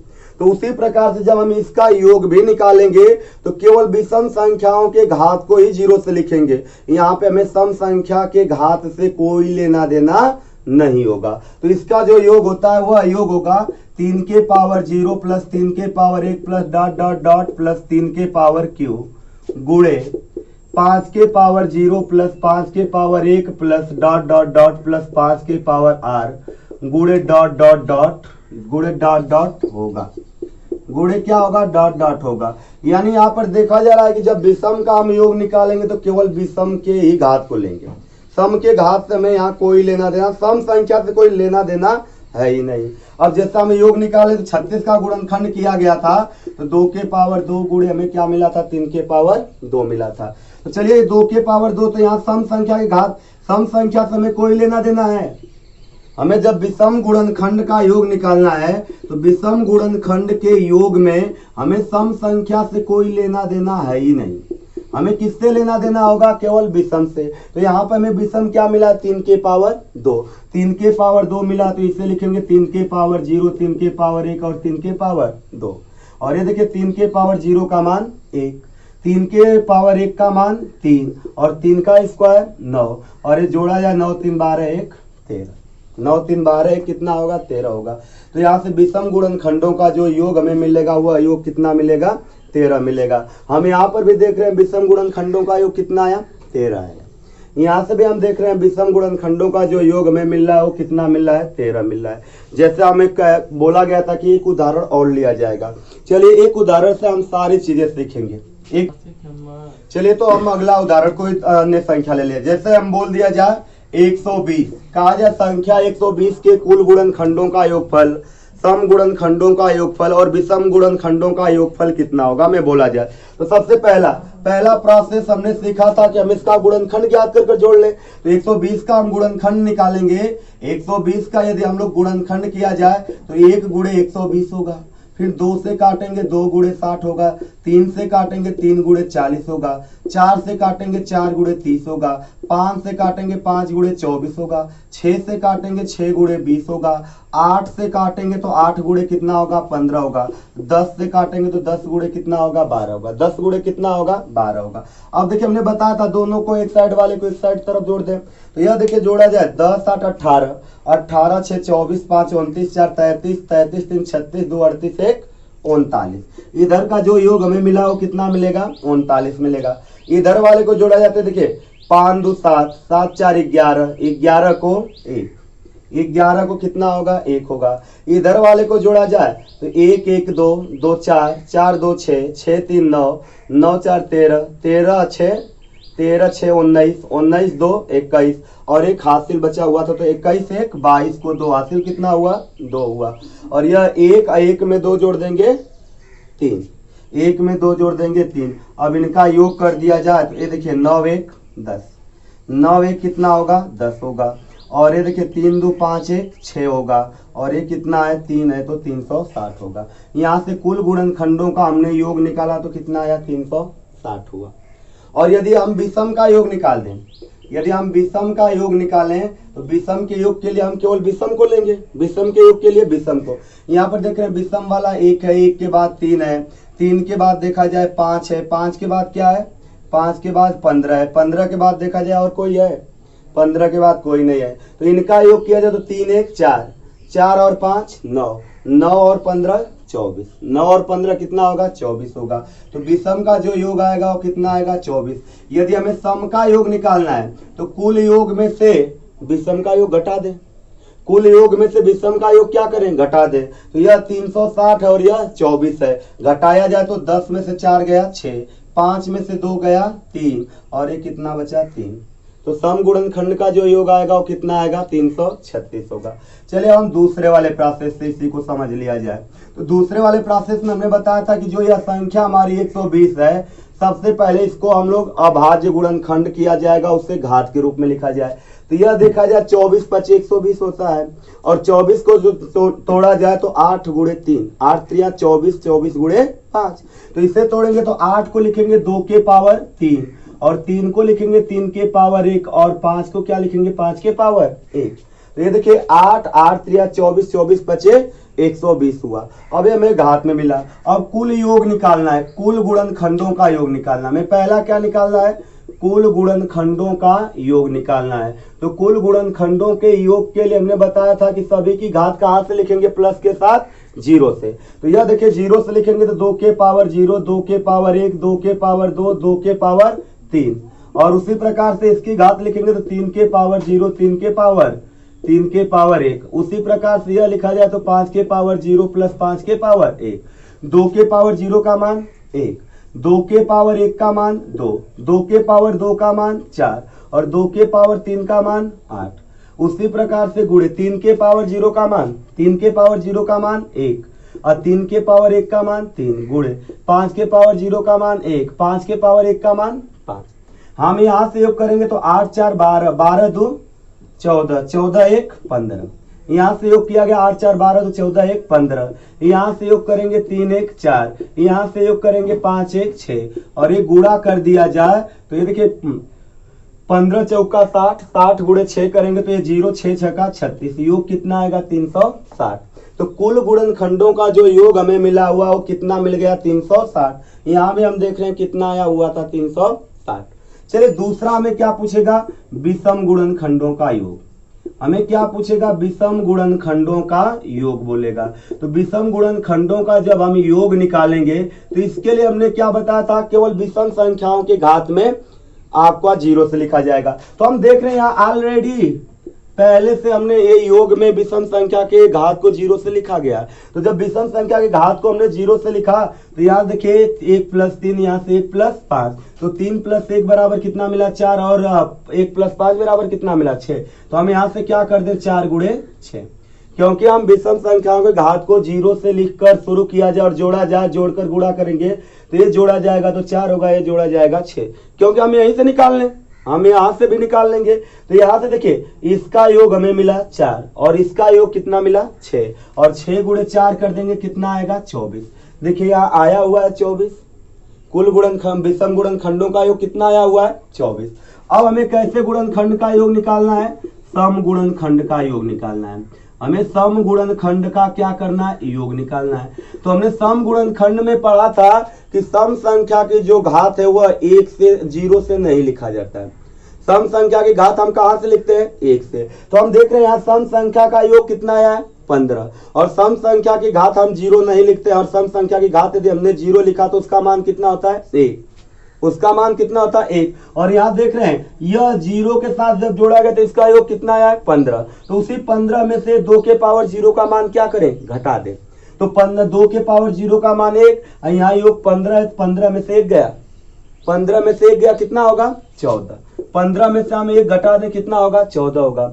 और इनकी घात तो 0 से ही लिखनी होती है, तो यहाँ 0 से और इसकी घात 0 से लिखने पर इनका योग कितना मिला है 4, और इसका योग कितना मिला हुआ है 6 मिला हुआ है। अब ये गुणा कर दिया जाए तो देखिए 14 चौका 56, 56 × 6 करेंगे तो ये 36, और 6 × 5 30 और 3 33, तो इसका जो आपका योग आएगा वो कितना आएगा 336। यहाँ से भी देखा गया इनका योग कितना आया 336। हमने योग निकाला तो उसी योग से हम विषम गुणनखंडों का भी योग निकाल लेंगे, वहीं से हम सम गुणनखंडों का भी क्या करेंगे, योग निकाल लेंगे, यहीं से हम निकाल लेंगे खंडों का गुणनफल। तो गुणनखंडों का हम लोग गुणनफल देखा जाए तो सबसे पहले हम एक छोटी सी संख्या लिया जाए। जैसे हमने एक संख्या ले लिया 15, हमने एक छोटी सी संख्या लिया 15, 15 का गुणनखंड करेंगे तो 1 से कटेगा, 1 के साथ किससे कटेगा 15 से। पुनः हम 2 से काटेंगे, नहीं कटेगा, किससे कटेगा 3 से, 3 से कितने बार में 5 से, फिर पुनः किससे में कटेगा 5 से ही कटेगा। तो हम देख रहे हैं ये दोनों क्रमागत मिल गए, ये दोनों क्या हुए क्रमागत मिल गए, क्रमागत मिला यानी इससे आगे हम नहीं, इन्हीं से कटेगा, इन्हीं 4 से क्या होगा विभाजित होगा। तो इसके जो हमें गुणनखंड मिले वो कितने गुणनखंड मिल गए 4 गुणनखंड। अब हमें गुणा करना तो एक साइड वाले को एक साइड गुणा कर दिया जाए। यहाँ हम गुणा करेंगे 3 × 1 = 3, यहाँ गुणा करेंगे 15 × 5 = 75। हमने यहाँ इस साइड वाले का गुणा किया 3 × 1 = 3, इस साइड वाले का गुणा किया तो 15 × 5 = 75। अब यह देखिए गुणा कर दिया जाए, 75 × 3 करेंगे तो कितना आएगा 225 होगा, कितना होगा 225। जैसे एक संख्या और ले लिया जाए, जैसे हमने एक संख्या और लिया, जैसे हमने एक संख्या ले लिया 20, हमने एक संख्या ले लिया 20, 20 का हमें करना है तो गुणनखंड निकालेंगे तो 1 से काटेंगे कितने बार में 20 बार में, 2 से काटेंगे कितने बार में 10 बार में, 3 से कटेगा नहीं, 4 से कटेगा तो 4 से कितने बार में 5 बार में। दोनों क्रमागत मिले तो यही गुणनखंड होंगे। अब गुणनखंड हुए तो एक साइड वाले को एक साइड गुणा कर दें, दूसरे साइड वाले को दूसरे साइड। ये देखिए 4 दूना के 8, 8 × 1 = 8, यहाँ गुणा करेंगे 10 × 5 = 50, अब 50 दूना के 1000, 50 दूना के कितना होगा 1000, और 1000 × 8 करेंगे तो यहाँ से हमें कितना मिलेगा 8000 मिलेगा, कितना मिलेगा 8000 मिलेगा। ये तो हम देख रहे हैं छोटी संख्या थी, यह छोटी संख्या थी तो हम आसानी से, चलिए ये दोनों तो छोटी संख्या थी, यदि हमें कोई बड़ी संख्या बोल दिया जाए और बड़ी संख्या का गुणा हमें इस तरह से एक साइड से दूसरे साइड से कर करें तो वहां से हमें बहुत समस्याएं उत्पन्न होंगी। तो उसके लिए जो हमने दूसरा वाला प्रोसेस पढ़ा था, जैसे हम छोटी संख्याओं का तो इससे ज्ञात कर लेंगे आसानी से, लेकिन बड़ी संख्याएं दे दे जिसके गुणनखंड हमें 8 मिले या 10 मिले या 15 गुणनखंड मिलने लगेंगे तो उनका गुणा करने में बहुत मुश्किल होगा। तो उसके लिए हम क्या करेंगे, सेकेंड वाला प्रोसेस हमने पढ़ा था उसी प्रोसेस से पढ़ेंगे। तो यहाँ से हमें चीज नोट में लिखा जाएगा, यहाँ पर हमें चीज नोट में लिख लेंगे, नोट में लिखा जाएगा कि गुणनखंडों का गुणनफल। नोट में हम लोग लिख लेंगे कि गुणनखंडों का गुणनफल क्या होता है। तो ये आपका देखिए गुणनखंडों का किसी दी हुई संख्या के, किसी दी हुई संख्या के सभी गुणनखंडों सभी गुणनखंडों का गुणनफल बराबर होता है आपका दी गई संख्या के घाते कुल गुणनखंड बटे में 2। हमें किसी भी संख्या का गुणनफल निकालना है, उसके गुणनखंडों का गुणनफल निकालना है, तो दी गई संख्या के घात में कुल गुणनखंडों के आधा घात में लिख दिया जाए और जो उसका मान आएगा वही क्या होगा, कुल गुणनखंडों का गुणनफल। जैसा मैंने इससे पहले 15 का निकाला गया था, 15 का हमने कुल गुणनखंडों का गुणनफल निकाले थे, कितना आया था, 225 आया हुआ था। तो हम सबसे पहले यहाँ 15 का भाज्य गुणनखंड करेंगे। अब भाज्य गुणनखंड करेंगे तो 3 पचे 15, तो यह 3 के पावर 1 गुणे 5 के पावर क्या होगा, 1 होगा। हमने घात के रूप में लिखा। अब हमें क्या निकालना है, कुल गुणनखंडों का गुणनफल निकालना है। तो गुणनफल के लिए हमें क्या करना है, दी गई संख्या लिखना है। तो दी गई संख्या हमारी कितनी है, 15, तो हम 15 लिख लिया जाएगा। अब 15 के पावर हमें क्या लिखना है, कुल गुणनखंड। और कुल गुणनखंड के लिए हमने बताया था कि दी गई संख्या के घातों में 1 जोड़कर गुणा करने पर प्राप्त होते हैं। तो हम देख रहे हैं यहाँ घात कितनी है, 1, हम 1 में 1 जोड़ेंगे कितना होगा, 2। यहाँ भी घात कितनी है, 1 में 1 जोड़ेंगे कितना होगा, 2, बटे में कितना होता है, 2, तो यहाँ बटे में 2 करेंगे तो ये 2 से 2 कट गया, तो ये हमारा आएगा 15 के पावर 2 और 15 का स्क्वायर कितना होगा, 225 होगा। 15 का स्क्वायर कितना होगा, 225 होगा। जैसे हमने एक और उदाहरण लिए था, हमने 20 का क्यूब किया, 20 का गुणनखंडों का गुणनफल निकाले थे, तो इसका जो गुणनफल हमें आया था 8000 आया था। हम इसका भी देख ले, यदि हम 20 का भाज्य गुणनखंड करें 4 पचे 20, तो 2 के पावर 2 गुणे 5 के पावर 1। हम यहाँ से गुणनफल निकाला जाए, 20 के गुणनखंडों का हम गुणनफल निकालेंगे तो हमारा क्या, दी गई संख्या कितनी है, 20, और इसके पावर क्या है, कुल गुणनखंड। कुल गुणनखंड के लिए हमने बताया था घात में कितना जोड़ना है, 1। यहाँ घात 2 है, 2 में 1 जोड़ेंगे 3, 2 में 1 जोड़ेंगे कितना होगा, 3। यहाँ पे घात 1 है, 1 में 1 जोड़ेंगे कितना होगा, 2 होगा, और बटे में कितना होता है, 2 होता है। और यह 2 से 2 काट देंगे तो ये क्या बचा, 20 के पावर 3, और 20 का क्यूब किया जाए तो कितना आएगा, 8000 होगा। 20 का यदि हम लोग क्यूब कर दें तो कितना आएगा, 8000 होगा। जैसे छोटी संख्या है और छोटी संख्याओं का हमें छोटी घात मिले, आसानी से हल कर दे रहे हैं। यदि किसी संख्या की घात हमें बड़ी मिल जाए तो उसका आंसर हम घात के रूप में लिखते हैं। उसका आंसर हम किस रूप में लिखते हैं, घात के रूप में। जैसे हम संख्या ले लिया जाए, जैसे हमने एक संख्या लिया 36, कहा जाए कि 36 के गुणनखंडों का गुणनफल क्या होगा, तो हम उसको भी देख लिया जाए। हम 36 के गुणनखंडों के गुणनफल को भी देख लिया जाए कि उसका कैसे निकालेंगे। तो 36 का हम लोग अभाज्य गुणनखंड करें, तो 36 का अभाज्य गुणनखंड करेंगे, 4 9 36 होता है। 4 के लिए हो जाएगा 2 के पावर 2 और 9 के लिए क्या होगा, 3 के पावर 2, यही होगा। अब हमें गुणनफल निकालना है, 36 के गुणनखंडों का क्या करना है, गुणनफल निकालना है। तो गुणनफल के लिए क्या करना है, दी गई संख्या, तो दी गई संख्या हमारी कितनी है, 36। अब इसके पावर क्या लिखना है, कुल गुणनखंड। कुल गुणनखंड के लिए हमने क्या बताया था, घात में 1 जोड़ना है। यहाँ घात 2 है, 2 में 1 जोड़ेंगे कितना होगा, 3। यहाँ घात 2 है, 2 में 1 जोड़ेंगे कितना होगा, 3 होगा, और बटे में कितना होता है, 2 होता है। इसे हल करेंगे तो 36 के पावर कितना आएगा, 9/2। अब यहाँ हम देख रहे हैं घात हमारी क्या है, बटे में है, तो 36 को अभी हम तोड़ सकते हैं। 36 को हम क्या लिख सकते हैं, 6 के पावर 2। इसे लिखा जाएगा तो हम लोग लिखेंगे 36 को कि 6 के पावर 2 और इसके पावर क्या होगा, 9/2। अब यहाँ देख रहे हैं एक कोष्टक लगकर इसके ऊपर घात है, क्योंकि जो घात हम लिखते हैं, घात 2 प्रकार से ऊपर लिखी जाती है। जैसे आपका a के पावर b के पावर c लिखा गया हो, तो इसका होता है a के पावर b गुणे c होता है। यानी जब कोष्टक लगाकर आपका घात लिखा गया हो तो घातों का क्या होता है, गुणा होता है। दूसरा तरीका हो, जैसे लिखा गया a के पावर b, b के पावर c, यहाँ पर हम देख रहे हैं कोष्टक लगा हुआ है, नहीं लगा हुआ है, तो इसको हम इस प्रकार से यदि लिख दे a के पावर b गुणे c, तो ये रूप हमारा क्या है, गलत है। क्योंकि जब आपका कोष्टक न लगा हो तो उसे हम ऊपर से हल करते हैं। उसे कहां से हल करते हैं, ऊपर से। जैसे हम एक छोटा सा यहाँ पे उदाहरण ले लिया जाए, जैसे 2 के पावर 3 लिखा गया हो, तो इसका मान होगा 2 के पावर 2 गुणे 3, और यह इसका मान क्या होगा, 2 के पावर 3 दूना के 6। लेकिन इसी को ऐसे लिख दिया जाए 2 के पावर 3, और इसका मान पूछा जाए तो इसका मान कितना होगा, तो इसका मान हो जाएगा 2 के पावर, इसे ऊपर से हल करेंगे तो यह ऊपर क्या लिखा गया 2 के पावर 3 और 2 के पावर 3 का मान क्या होगा 8। तो इसका जो मान आएगा 2 के पावर कितना होगा 8 होगा। जब कोष्टक लगा हो तो घातों का क्या करते हैं गुणा करते हैं, जब कोष्टक ना लगा हो तो उसे ऊपर से हल करते हैं। उसे कहां से हल किया जाता है, ऊपर से हल किया जाता है। तो यहाँ पर क्या है 36 था तो हम 36 को यानी 6 का स्क्वायर और उसके बाद क्या है 9 के पावर 9/2 है। और आपको पता है कि जब घात के ऊपर घात कोष्टक लगकर हो तो घातों का गुणा होता है और यहाँ हम गुणा करेंगे तो ये 2 से 2 क्या होगा कट जाएगा और इसे हल करेंगे तो 6 के पावर कितना होगा 9 होगा।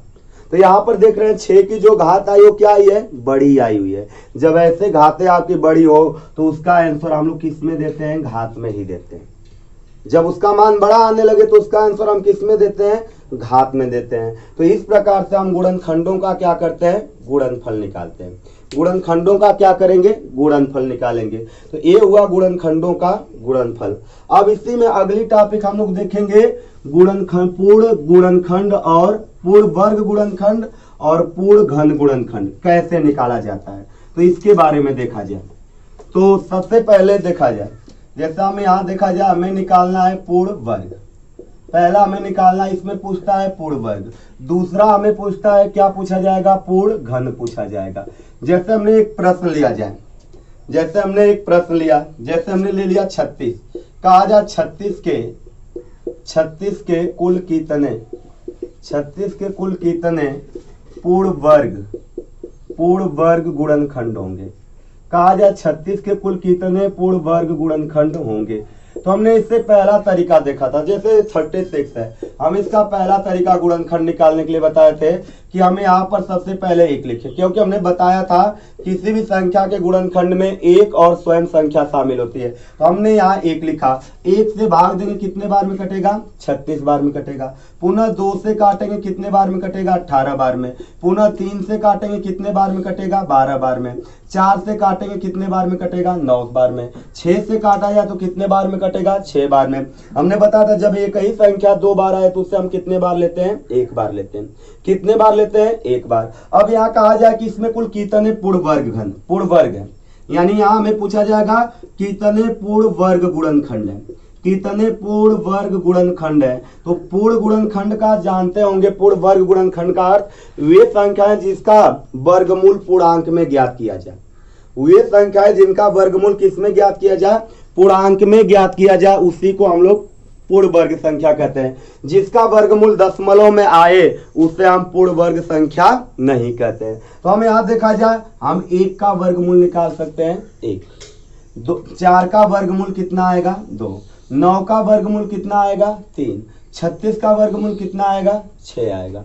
क्या 2 का वर्गमूल पूर्णांक में आएगा, 3 का वर्गमूल पूर्णांक में नहीं आएगा, न 6 का वर्गमूल पूर्णांक में आएगा, न 12 का, न 18 का। इनका वर्गमूल पूर्णांक में नहीं आएगा, इसलिए यह पूर्ण वर्ग गुणनखंड नहीं होंगे, ये पूर्ण वर्ग गुणनखंड नहीं होंगे। लेकिन इनका हमें वर्गमूल पूर्णांक में मिल जा रहा है तो ये क्या होंगे पूर्ण वर्ग गुणनखंड। तो कितने पूर्ण वर्ग गुणनखंड है 1 2 3 4, कितने हुए 4 हुए। कितना हुआ 4।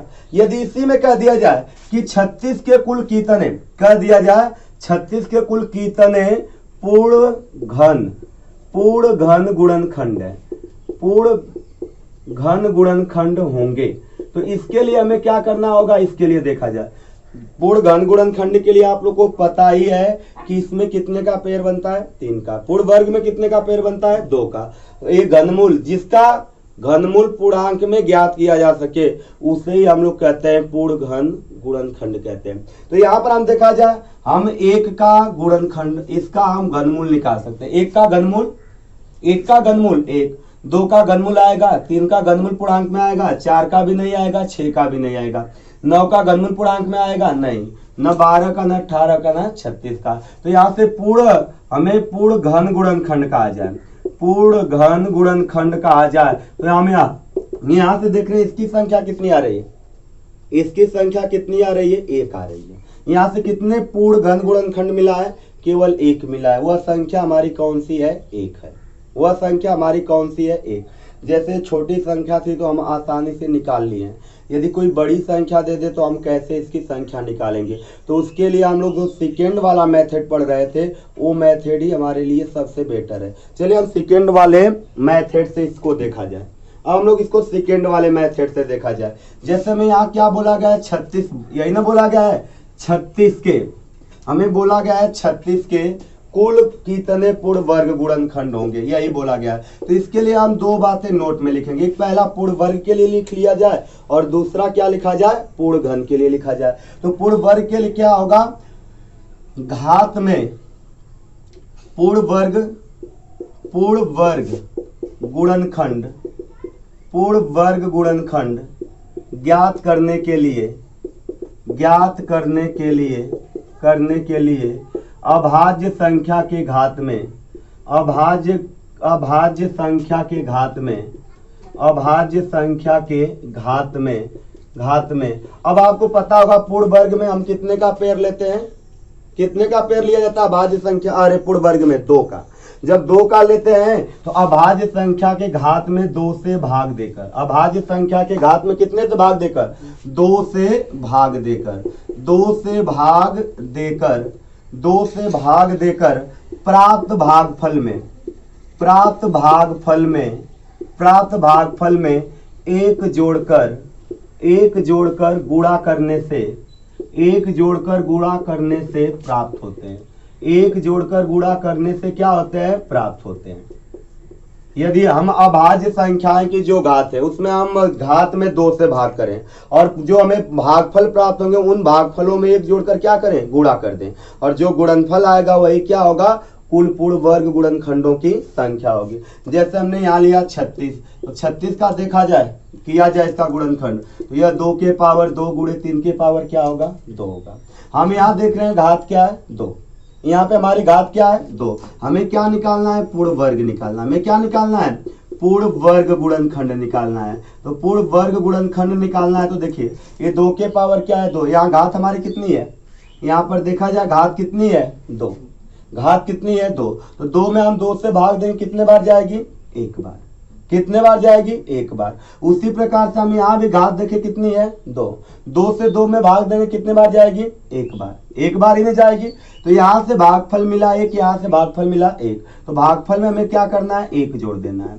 भागफल में क्या करना है, 1 जोड़कर गुणा कर देना है। यहाँ 1 में 1 जोड़ेंगे 2, यहाँ 1 में 1 जोड़ेंगे कितना होगा, 2, और 2 गुणे 2 कर देंगे कितना होगा, 4। 2 गुणे 2 करेंगे कितना होगा, 4। तो पहले भी हमने निकाला था तो वहां से भी कितने आए हुए थे, 4 आए हुए थे। कितने आए हुए थे, 4 आए हुए थे। तो इस प्रकार से हम क्या करते हैं, पूर्ण वर्ग गुणनखंडों की हम लोग संख्या निकालते हैं। जैसे हम एक छोटा सा और उदाहरण लिया जाए, एक छोटा सा उदाहरण और ले लिया जाए। जैसे में कह दिया जाए संख्या 150, क्या बोला जाए, 150 के कुल कितने पूर्ण वर्ग गुणनखंड होंगे, पूर्ण वर्ग गुणनखंड होंगे। तो 150 पहला मेथड से करेंगे तो 1 गुणे क्या होगा, 150, और आगे 2 से काटेंगे 2 गुणे 75, आगे 3 से काटेंगे 3 गुणे हो जाएगा 50। आगे हम लोग 4 से काटेंगे तो 4 से कटेगा नहीं, आगे किससे कटेगा, 5 से, तो 5 गुणे क्या होगा, 30। फिर 6 से काटेंगे, 6 गुणे क्या होगा, 25। 6 के बाद किससे कटेगा, 10 से कटेगा, तो 10 गुणे कितना होगा, 15 होगा। यही आपके 10 के बाद पुनः किससे कटेगा, 15 से कटेगा। चलिए यहाँ से देखा जाए, यहाँ 1 का हम वर्गमूल निकाल सकते हैं और 1 के बाद किसका वर्गमूल निकाल सकते हैं। 1 के बाद देखा जाए 2 का निकलेगा नहीं, 3 का नहीं, 5 का नहीं, 6 का भी नहीं निकलेगा, 10 का भी नहीं। इसके बाद किसका निकलेगा, 25 का निकलेगा। 1 का वर्गमूल 1, 25 का वर्गमूल 5। इनके अलावा क्या किसी और का वर्गमूल निकलेगा, नहीं निकलेगा। इनके अलावा किसी का नहीं निकलेगा। तो यहाँ से जो हमारे पूर्ण वर्ग आ गए, यहाँ से पूर्ण वर्ग गुणनखंड हमें कितने मिले, पूर्ण वर्ग गुणनखंड कितने मिले, 2 मिल गए। चलिए हम सेकेंड वाले प्रोसेस से देखें। तो यह हमें क्या बता रहा है कि 150 है तो इसका भाज्य गुणनखंड करें। अब भाज्य गुणनखंड करेंगे 25 छक्का 150, तो 2 के पावर 1, 3 के पावर 1 और 5 के पावर 2। 5 के पावर क्या होगा, 2 होगा। तो हमें क्या करना है, पूर्ण वर्ग गुणनखंड के लिए हमें क्या करना है, घातों में कितना जोड़ना है, पूर्ण वर्ग गुणनखंड। पूर्ण वर्ग गुणनखंड के लिए हमें घातों में 2 से भाग देकर क्या करना है, जोड़ना है। अब बताइए हम 1 में 2 से भाग देंगे, भाग कितने बार जाएगी, 0 बार। 0 बार भाग जाएगी। और ये शेष बचे तो शेष से हमें कोई लेना देना नहीं है, हमें लेना देना किससे, भागफल से। हमने 1 में 2 से भाग दिया तो भागफल कितना मिला, 0 मिला, तो यहाँ लिख लेंगे 0। उसी प्रकार यहाँ 1 है, 1 में 2 से भाग देंगे भागफल कितना मिलेगा, 0 मिलेगा। इसी प्रकार ये 2 है तो 2 में 2 से भाग देंगे कितना आएगा, 1 आएगा, तो यहाँ भागफल क्या लिख लेंगे, 1। अब हमें भागफल में कितना जोड़ना है, 1 जोड़ना है। भागफल में कितना जोड़ना है, 1 जोड़कर इनका क्या करना है, गुणा कर देना है। हम 0 में 1 जोड़ेंगे 1, 0 में 1 जोड़ेंगे 1, और 1 में 1 जोड़ेंगे कितना होगा, 2 होगा। और 1 गुना के 2, 2 1 कम 2। यहाँ से कितने आ जाएंगे, पूर्ण वर्ग गुणनखंड 2 होंगे। यही बोला गया था पूर्ण वर्ग गुणनखंड कितने होंगे, तो इसमें पूर्ण वर्ग गुणनखंड 150 के कितने पूर्ण वर्ग गुणनखंड होंगे, 2 हो जाएंगे। तो ये हमारा हुआ पूर्ण वर्ग गुणनखंड। अब इसी में दूसरा वाला हमारा टॉपिक था पूर्ण घन। इसी में हमारा अगला वाला टॉपिक क्या है, पूर्ण घन। तो हम पूर्ण घन के लिए क्या करेंगे, तो इसके लिए देखा जाए यदि हमें पूर्ण घन निकालना हो तो पूर्ण घन हम लोग कैसे ज्ञात करेंगे, तो लिखा जाएगा इसमें नोट, पूर्ण घन किसके लिए, पूर्ण घन गुणनखंड ज्ञात करने के लिए। पूर्ण घन गुणनखंड ज्ञात करने के लिए अभाज्य संख्या की घात में। अब आपको पता होगा घन के लिए कितने का पेड़ बनता है, 3 का पेड़ बनता है। तो जब 3 का पेड़ बनता है तो घात में कितने से भाग देंगे, 3 से। और 3 से भाग देकर प्राप्त भागफल में 1 जोड़कर गुणा करने से क्या होते हैं, प्राप्त होते हैं। गुणा करने से क्या होते हैं, प्राप्त होते हैं।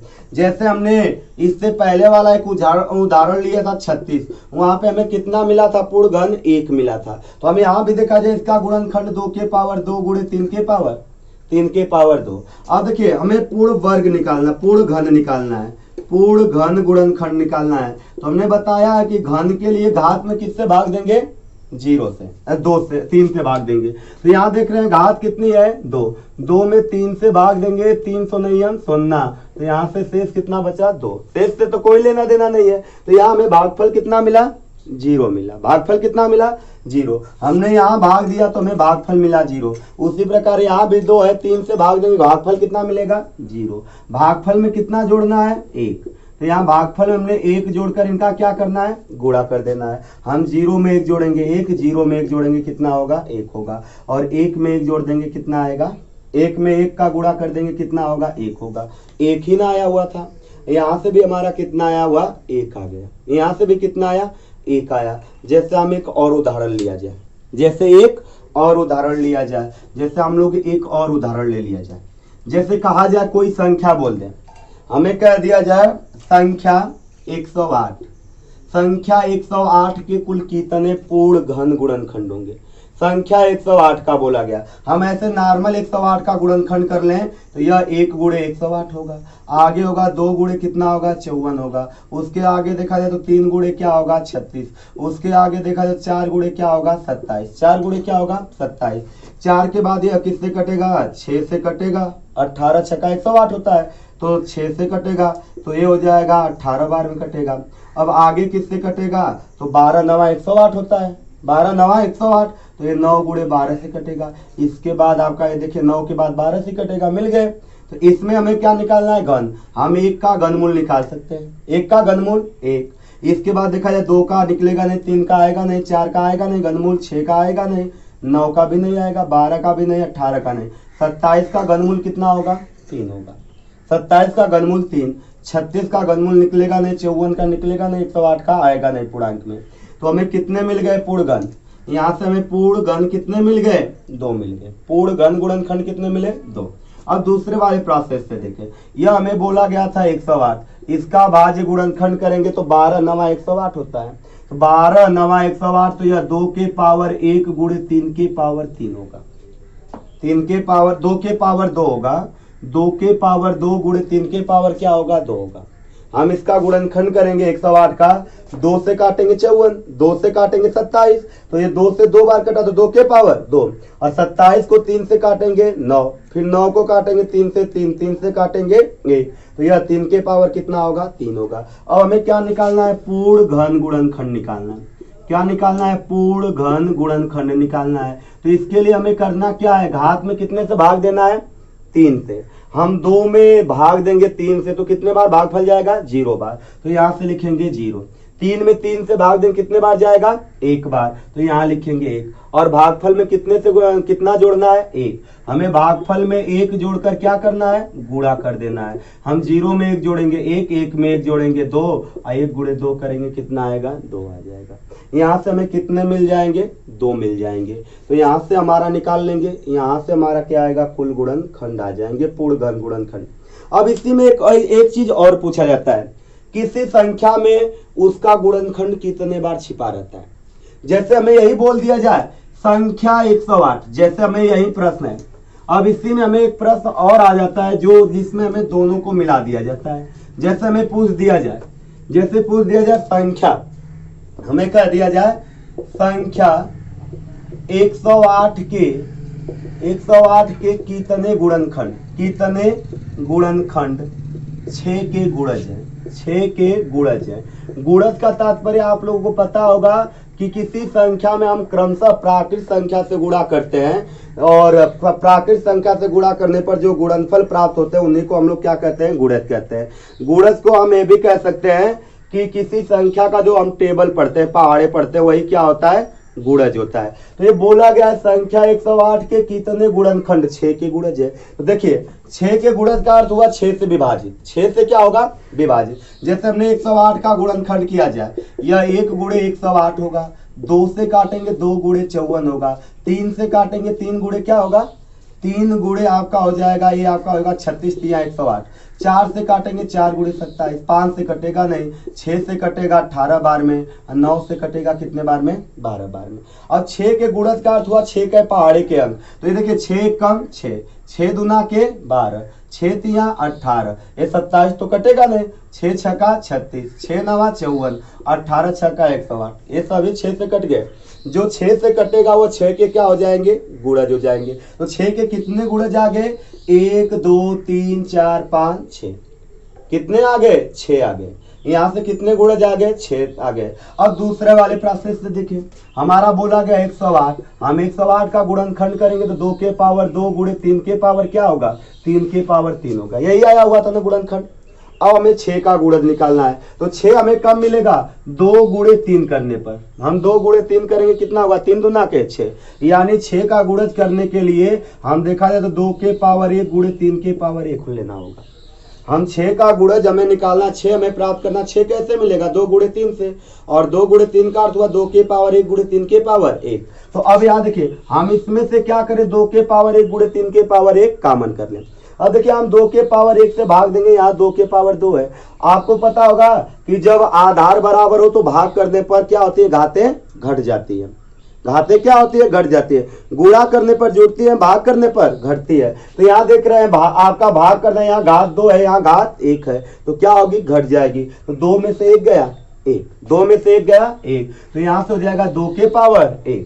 उसी प्रकार से गुणे 3 के पावर, यहाँ देख रहे हैं 3 के पावर कितना है, 1, यहाँ कितना है, 3 के पावर 3। भाग देना है तो घट जाएगा, तो 3 में से 1 गया, 3 में से 1 गया 2, 3 में से 1 गया कितना होगा, 2 होगा। अब हमें किसके गुणज निकालने हैं, 6 के गुणज। अब 6 का गुणज निकाला जाए तो हम देख रहे हैं, ये तो हमने 6 बना लिया है। अब यहाँ देख रहे हैं 2 के पावर कितना है, 1, तो हम इसका घात यहाँ लिख लेंगे 1। यहाँ 3 का घात कितना है, 2, इसका घात क्या लिख लेंगे, 2। और घात में क्या करेंगे, 1 जोड़कर गुणा कर देंगे। घात में क्या करेंगे, 1 जोड़कर गुणा कर देंगे, और ये गुणा कर देंगे तो 1 1 2, और 2 में 1 जोड़ेंगे कितना होगा, 3, और 3 दूना के 6। देख रहे हैं यहाँ से भी 6 गुणज आए थे। 6 के कितने गुणज आए हुए थे, 6, यानी हमने 108 का गुणनखंड किए थे, तो यहाँ से गुणनखंड कितने थे, 6 के गुणज 6 आए हुए थे। उसी प्रकार यहाँ से भी निकालेंगे तो वही आएगा। तो हमें गुणज निकालना होगा किसी संख्या का, तो सबसे पहले उस संख्या को हमें क्या करना होगा, कॉमन करना होगा। क्या करेंगे, कॉमन। कॉमन करने के बाद जो घात बचे उस घात में 1 जोड़कर गुणा कर देते हैं, और गुणा कर देते हैं तो यहाँ से हमें क्या होते हैं, किसी भी संख्या के गुणनखंडों में किसी संख्या के कुल गुणज प्राप्त हो जाते हैं। तो इस प्रकार से हमारा जो टॉपिक था गुणनखंड, ये सारे टॉपिक हमारे खत्म हो गए, गुणनखंड।